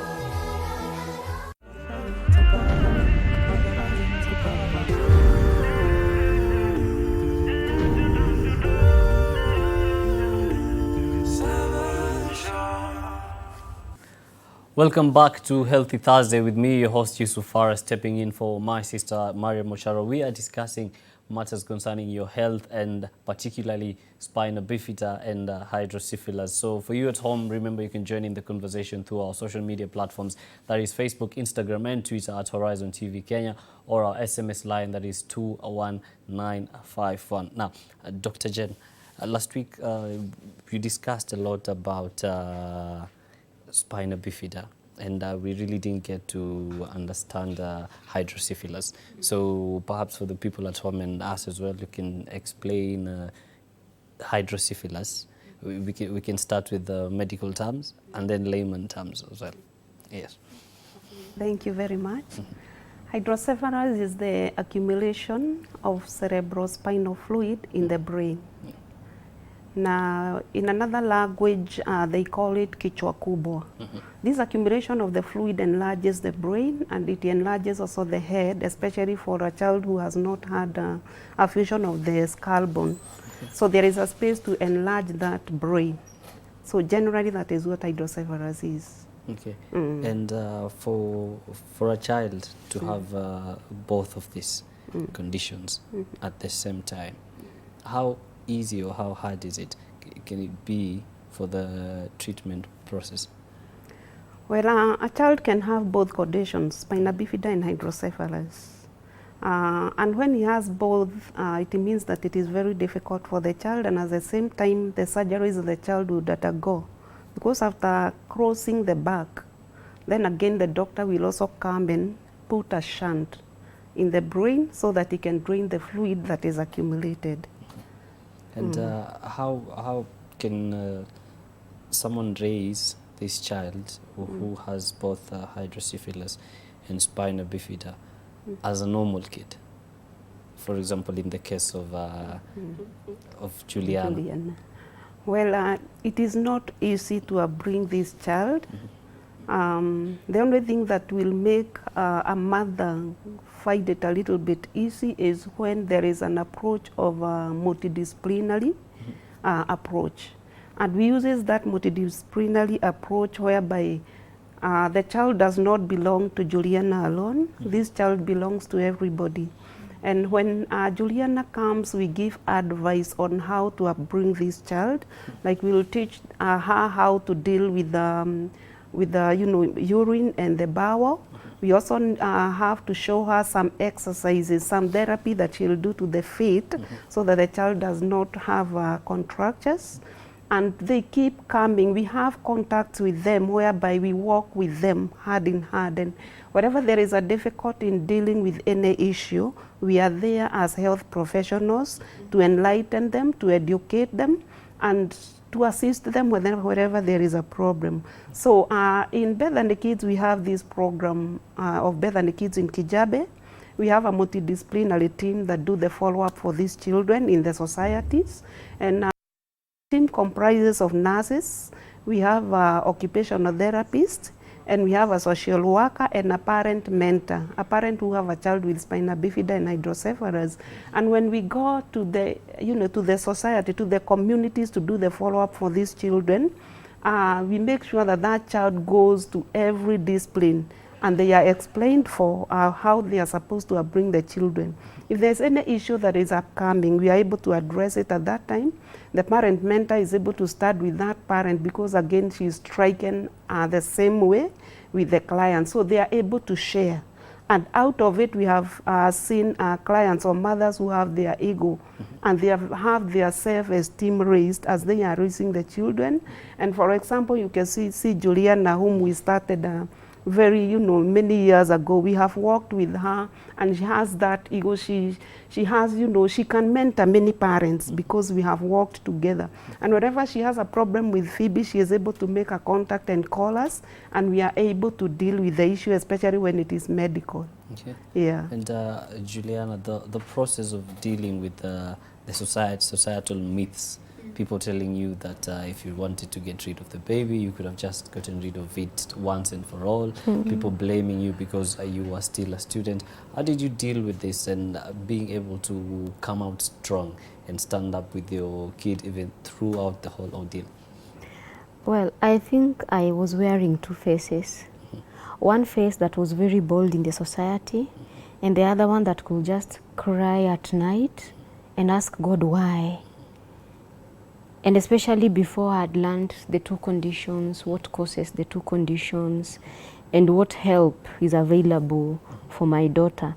So it was not easy at first, but like Jen has said, Kijabe has provided a very strong support system for parents where we are able to access the right information about the problems our children are going through, and also we are able to get help. When I say help, we are able to even get medical care, which is very subsidized, and you know how expensive it is. So with Kijabe, we're able to get the support that we get through subsidized surgical procedures. And after that, we also trained on how to take care of this child. You know, you can be treated, yes, but there's those therapies that you do at home, the what not to do and what to do. And so that is what gave us a lot of strength to be able to take very good care of our children and face the society. So when the society is trying to blame you, you get a good opportunity to create awareness on the two conditions and tell them, no, don't blame me. Spina bifida is caused by lack of folic acid. It can happen to any woman. It happens very early in pregnancy. And if a child has spina bifida, chances are they will also have hydrocephalus. So to all women, take folic acid. And so there you start realizing, oh, they're also thirsty for the knowledge and they want to know more. And so that is how we've been able to rise above. Because now they realize we have so much information that they also need and they don't know it. Okay. So they come to us even to seek advice on even other medical issues other than spina bifida and hydrocephalus. Yeah. And this also motivated you to start an organization called SHAC. Yeah. And how has the journey been from starting it, and maybe some of the milestones that you've reached with it? Well, I would say we began very small. You know, the way you said this is now a home setup. We began SHAC as a home setup. And you are just women talking about our children and how we struggled, how we gave birth, and how we really suffered before our children underwent their first surgery. Because most of our children have undergone not less than 5. We are talking even have undergone 30 surgical procedures. And so as we were talking, for me, I had a book that had questions. And this is a book I used to carry when I was going to Kijabe. And I would follow Dr. Bransford all the time and ask him, what does this mean? And I write. And then I carry the answers to the women at Kenyatta Hospital. And so slowly they came to realize that Kijabe is offering more services than Kenyatta. And so we even began a genesis of getting parents and their children from Kenyatta to Kijabe. Okay. Yeah. And so my strongest support system has always been Bethany Kids. They are professionals, yes, but they have an ear to listen to parents. And so they built my capacity, and I was able to learn more about the two conditions. And then I also took an advocacy angle, because disability issues are also human rights issues. And so the advocacy angle is now what is making SHAC become a DPO. Initially, we began as a small self-help group. And then we became a CBO. And then now we are an association that has branches across the country. And we are a national organization. So the milestones are big. And I thank God that we are making the strides. I also thank God that as we mark our International Day, which is October 25th annually, it is one particular day that gives us a lot of mileage. And we are able to lobby with organizations, with ministries, with government, and even parastatals to be able to come out and support and realize that these children are here, these parents are also here, and how do we include them? You know, the way you plan the budget, how do we include issues of spina bifida in this budget that we have in Kenya? How do we include issues of spina bifida in our programs? How do children with spina bifida who have to empty their bladder after every 3 hours go through normal schooling and get graded the same way our other children without problems also get graded? you know. So those are some of the things that now Shark has been able to do. Yes. And perhaps under Shark, maybe how many parents or how many people have you been able to work with, and from what different areas? Well, I believe we've been able to work with more than 1,000+ parents. We are talking of 16 regions in Kenya. We are talking of Mwingi, Machakos, Mombasa, Meru, Embu, Thika, Kitale, Eldoret, Kisumu, Nairobi, Nyahururu, Nakuru, Mombasa. Those are very wide areas, and the scope is very big. And for me, I even feel we still need to do so much work, because I still know there are some parents we have not reached. And so I believe our work almost covers 16 counties, if we are not wrong, because we are spread across 16 counties, and our biggest strength is the Bethany Kids Mobile Outreach Team that Jane leads. So when they go around, where they have a site, we also have a parent group, and we also have a youth group, because our children are growing. And remember, the needs of a young person with spina bifida is different from the need of a parent. So parents have their own needs. These young people have their own needs. So we are coming to realize that as a disabled persons organization, we should not focus on the parent. We also need to remember this young person with spina bifida is growing, and they also have a voice. Because for me, I've never used a catheter, but Phoebe has. Yeah. I don't have a shunt, but Phoebe has. So I should not be the voice of Phoebe. I was her voice when she was young. Now she's growing. I need to build her to be able to speak out for herself. Yeah. And perhaps Miss Jane, this condition, spina bifida and hydrocephalus, does it have places where it's maybe very prevalent in, or it can just develop in any place? Well, a good research has not yet been completed. Most of the affected places, it depends. If it is mostly with spina bifida, you can find it in Rift Valley. It's a lot in Rift Valley. And at times it is thought to be because of the undried maize. It carries aflatoxin, and this aflatoxin affects the absorption of folic acid in the body.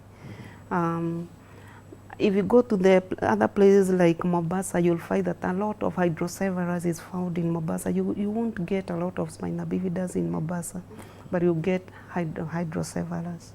So mostly it is associated with the, if it is in the Rift Valley, it is just because of the undried maize. Okay. But again, there are many causes of hydrocephalus as well as the spina bifida. We cannot limit it to aflatoxin. When we come to spina bifida, though it is the major thing, the main thing is lack of enough folic acid in the body. It is also inherited. And this is things to do with chromosomes, the chromosomes in the body, the way they mutate. They can give you a child with a spina bifida. The other causes or the risk factors of getting a child with a spina bifida, we have these clients who have epilepsy, and there's a drug they use called valproic acid. Valproic acid controls the conversions, the seizures, and that drug affects the absorption of folic acid in the body. It is also associated with metabolic diseases like diabetes. You find mothers with diabetes have a problem in absorbing their folic acid, and this will make a mother to give birth to a child with a spina bifida. What I mean, it is not all mothers with diabetes, of course, but it is a risk factor to getting a child with spina bifida. All lifestyles, because again with the lifestyle, what we eat, the way we cook our food, it diminishes the folic acid that is in the food. All those are factors that can really lead to one getting a child with a spina bifida. Okay. Yeah. The words right there of neonatal nurse Jane Mutinda bringing us to the end of our second break. But don't go too far, because when we come back, we'll be diving into more matters as far as your health is concerned. Let's take a quick short break, but we will be right back. You can also call in to give your opinion or ask questions. Bismillahirrahmanirrahim. Amani juu yako mtazamaji. Wanakuita wanatambua kama Mariam Mwacharo. Unatizama The Sabah Show.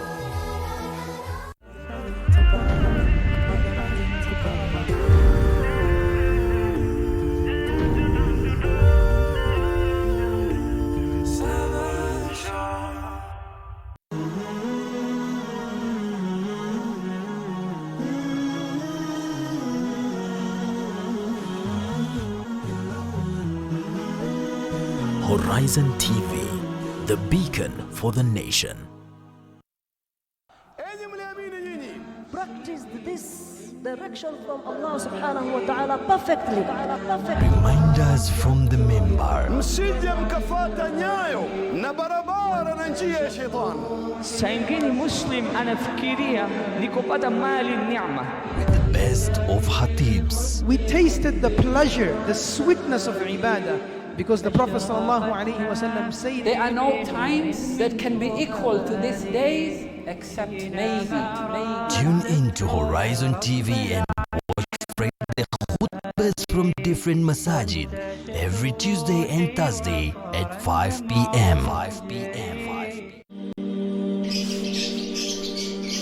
Kiumbe dhaifu lakini jasiri. Alitunukiwa sura nzima, sura inayompa daraja yake inavyostahiki. Sharti ajigambe. Naam, na pepo ipo chini ya nyayo zake. Mpamba nyumba na nyoyo za wapendwa wake. Anayebeba majukumu yake pasina kupinga. Mtazamaji, je, unamfahamu anayezungumziwa? Bila ya kusahau hadhi yake na haki zake. Ungana nami Rahma Swaleh na Sheikh Juma Amir. Tukuelimishe na kukupa mwelekeo katika maisha ya ndoa. Kwenye kipindi Dira ya Mwanamke. Kila Jumapili saa 2:30 usiku majira ya Afrika Mashariki ndani ya Horizon TV.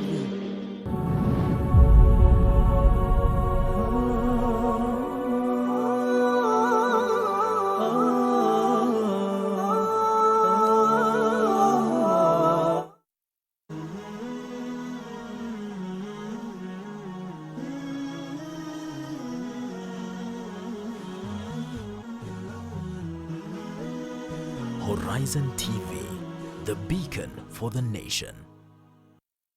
Bismillahirrahmanirrahim. Amani juu yako mtazamaji. Wanakuita wanatambua kama Mariam Mwacharo. Unatizama The Sabah Show.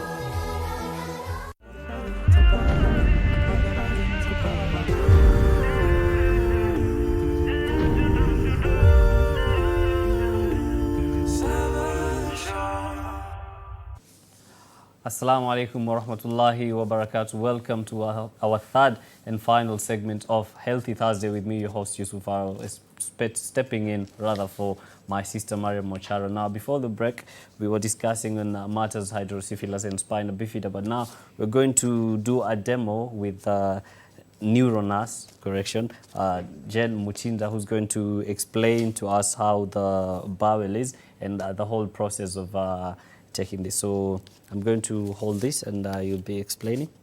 Yeah, as you can see, this is a normal bowel where each one of us who doesn't have spina bifida is. The bowel is very clean after digestion of the food, and there is the nutrients are being absorbed from our colon. And so this is a very, very normal bowel.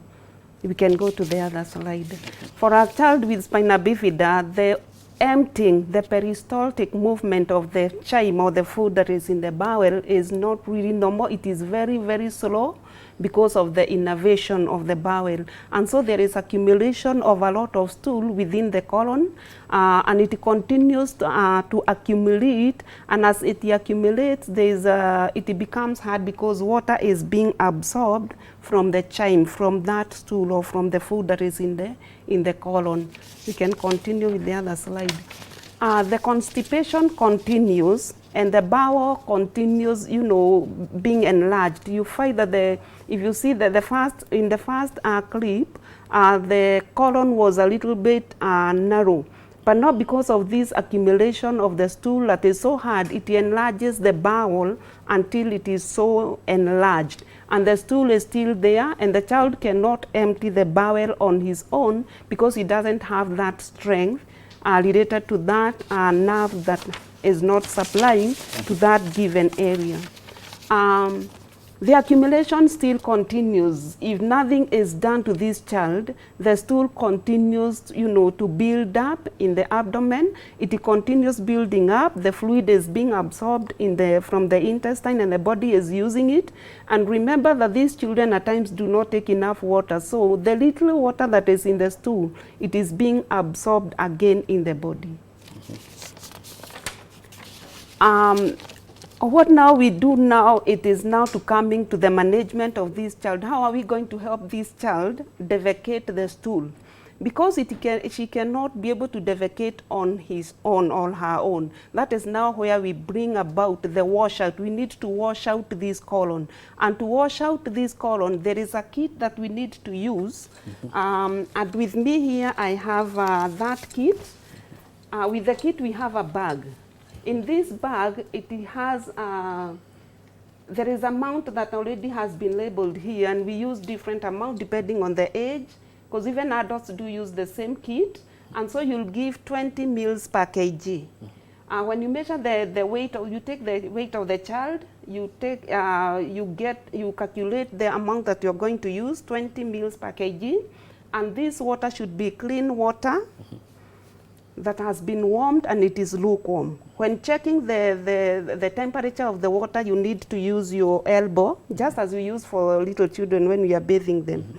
And you check to actualize that water is just lukewarm. And the reason is because these children don't have a feeling. If you use very hot water, you're going to burn their colon, and they are going to develop some ulcers there. When you're through, there's a knob here where you cross the water so that it doesn't flow. And when you're ready with your bag hanged somewhere up, you can now open the knob to expel the air that is on the tubing. When you do that, you then close it and lubricate the cone. This part is called the cone, and it is the one that is going to go into the colon. Give me that first clip, please. So with the cone, let me hold it for you. You're going to lubricate it, and this is the anus of the child or whoever, the client. And so you're going to put in the cone into the anus and hold it firmly. When you hold it firmly there, then you come and regulate your water. You don't open it fully. You just regulate it so that it goes slowly, slowly, slowly. It flows using the force of gravity. And this water will come up to this level because of the force of gravity that is coming, into the colon. This water will solidify the stool and make it soft for it to come out. When you're through with putting in all the water, you lock it here, you wait for at least 10 minutes for that water to be absorbed within the stool. And then you release it, and you, at most you have a receiver, of course, of the stool. And then you'll be sure that you have emptied at least a third of this stool that is in the colon. This procedure is repeated every day, and when the child gets used to it, you can now turn to after every other day. It will depend on an individual, just as it depends how you open your bowels. We don't open our bowels the same. So you'll find yourself doing it once in a week or twice in a week, and it helps the colon to be clean. It helps when now you feed the child will be able to absorb the nutrients that are needed by the body. And that is why the children or people with spina bifida who don't use the washout kit, you'll find that they don't grow. A child cannot grow because this tool is preventing the colon from absorbing the nutrients that are in the food that we eat. And as far as it has been enlarged, we call it megacolon. It is so enlarged, it affects the absorption of those nutrients. So we would encourage parents with children with spina bifida to come on board and We assist them with these washout kits, and we teach them and we train them how to open their bowels so that at least their children could grow even after feeding them. Otherwise, it is very discouraging when you feed a child and the child is not growing. And the reason the child is not growing is because there is no absorption of the nutrients from the food that we are giving. Okay. Yeah, so that is about the bowel. About the bladder, we have a tubing that we normally use to drain our bladders, the bladder of those children with spina bifida. This tube is called a catheter. We have different sizes of catheters depending on the age of the child, and we use both long and short, long for boys and short for girls. What we do, you just pick a catheter, you clean it very, very well, and you clean the part that you're going to insert the catheter very, very well.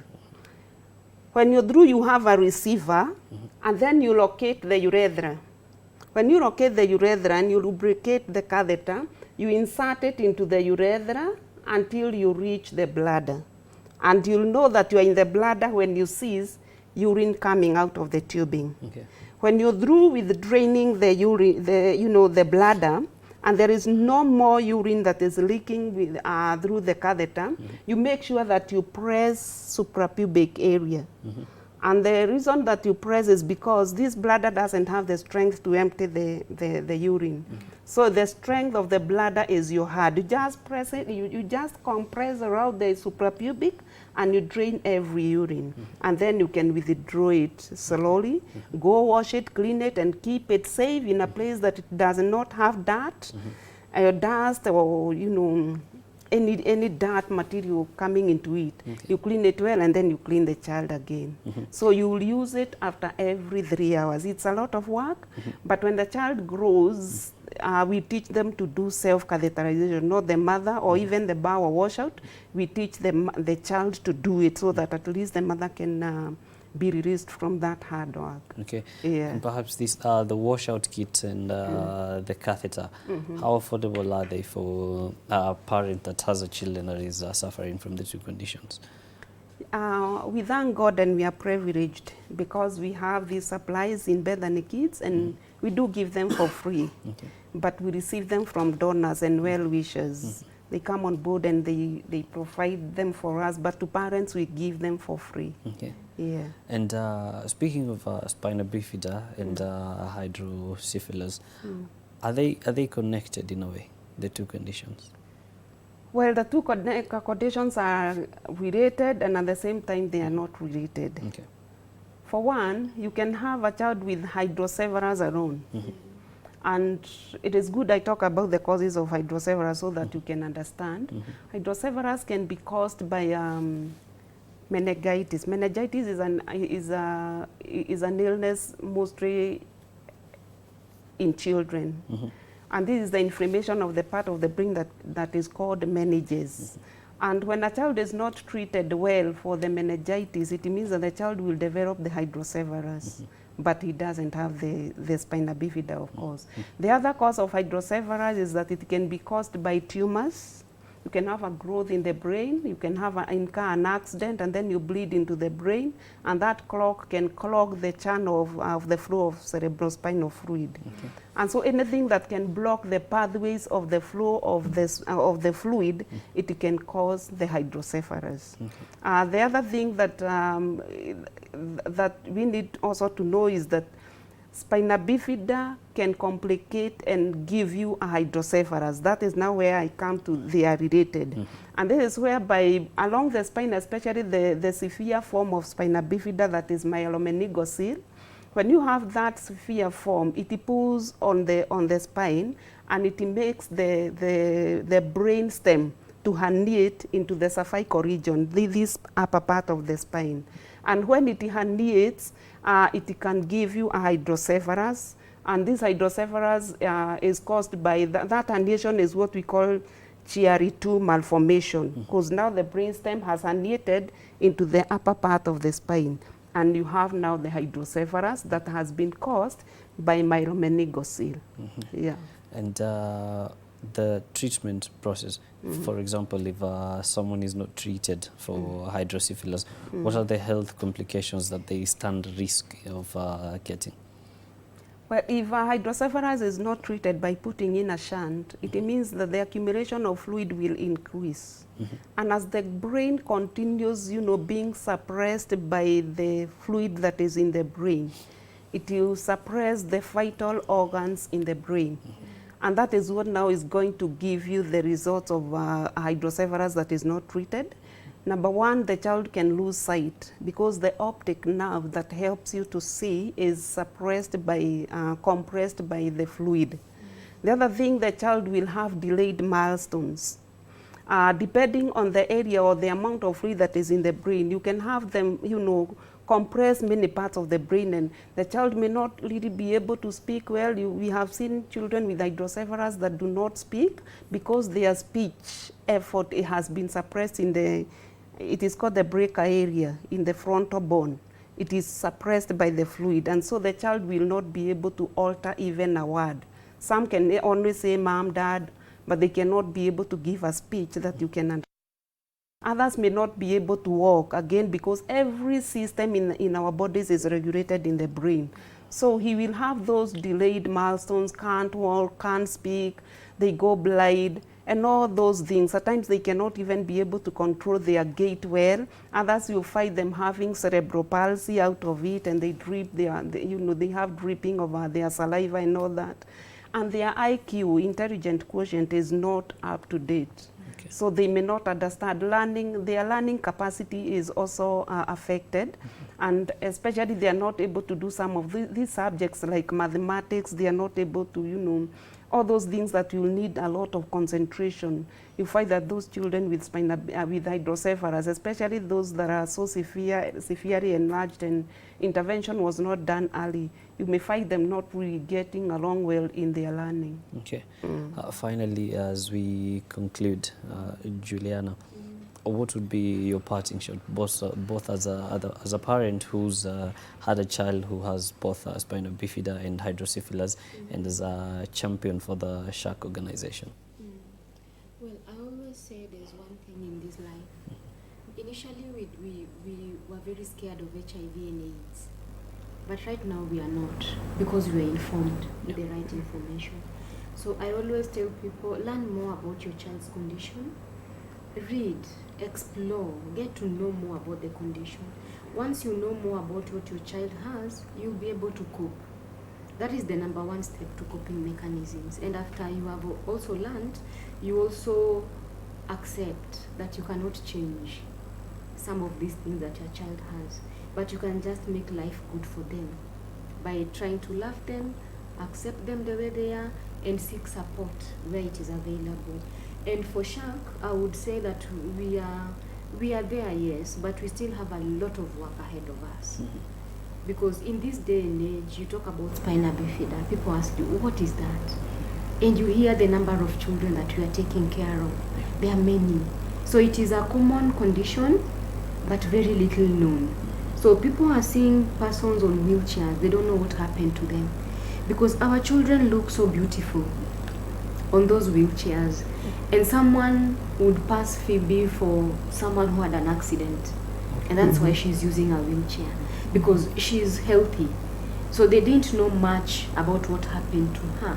So in this day and age, we are still being misrepresented by the society, and the society wonders what could have happened. And yet, as Jane has put it, it can happen to anyone, because the lack of folic acid is one factor. The other one is genetic. The other one is we don't know. And when you don't know, it can happen to even the people who are in the medical fraternity. And so for us here at SHAK, we say we are continuing to create awareness, to look for platforms, to advocate for these families and their children. And we also invite media to work with us this journey, because for you, you give us a voice. So I'm just speaking here, but my voice will be multiplied and go a longer way to reach a much wider audience. And so we invite the media to become our partners so we can walk this journey together. And we are also thankful that this is a Muslim-oriented TV station that has invited us to come.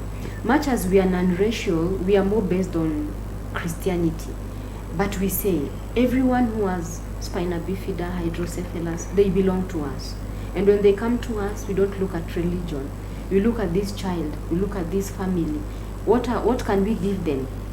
And then religion will come later. Okay. Yeah.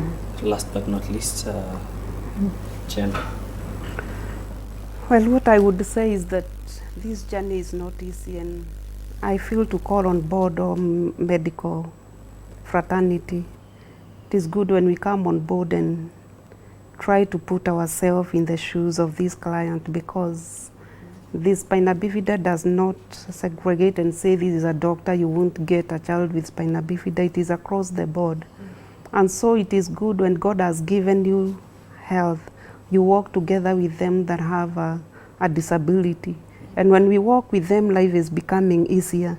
I feel good when I'm amidst the youth, because now they have grown. Those children with spina bifida has grown over the years. When I'm in them and they address me as their mother, I feel I'm a mother of many, many children, you know, with spina bifida. I feel I'm a mother with, you know, people with disability. And when we walk, when we have 2, 3, 5 who are walking together with them, the journey becomes lessened. And of course, we cannot leave the God factor where God will give you the grace to walk with them. Let us give them the information that is needed. Let us do whatever we are doing, knowing that a day is coming that you'll give an account for everything. For them that have spina bifida and hydrocephalus, this is not a death sentence for you. You can encourage yourself. You have seen many people in big offices. Work hard and know that there is something that God created you to be, not just a disability. We have seen others in the street who are borrowing money and using these children with spina bifida to earn a living. And we challenge such an act, because it is not good to misuse a child because he has a disability. You earn a living with them. Let these children go to school. There is advocacy system in place. Let them go to school. They have a right to play with other children, to go to school, to be employed, and that advocacy is really active. And we thank the government because they are putting in place some of those policies that are going to help them in future. Yeah. All right.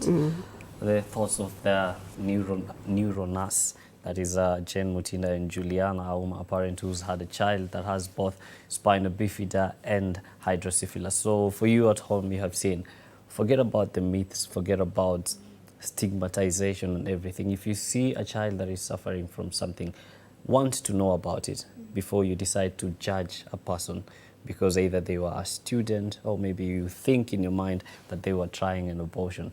On that note, we have come to the end of today's show, so credits to everyone that made the show amazing. That from my producer, that is Muhammad Shakombo, my team in the studio with me, Hassan Idris and Sumaya, and the whole entire Horizon TV family, we say ma'assalam.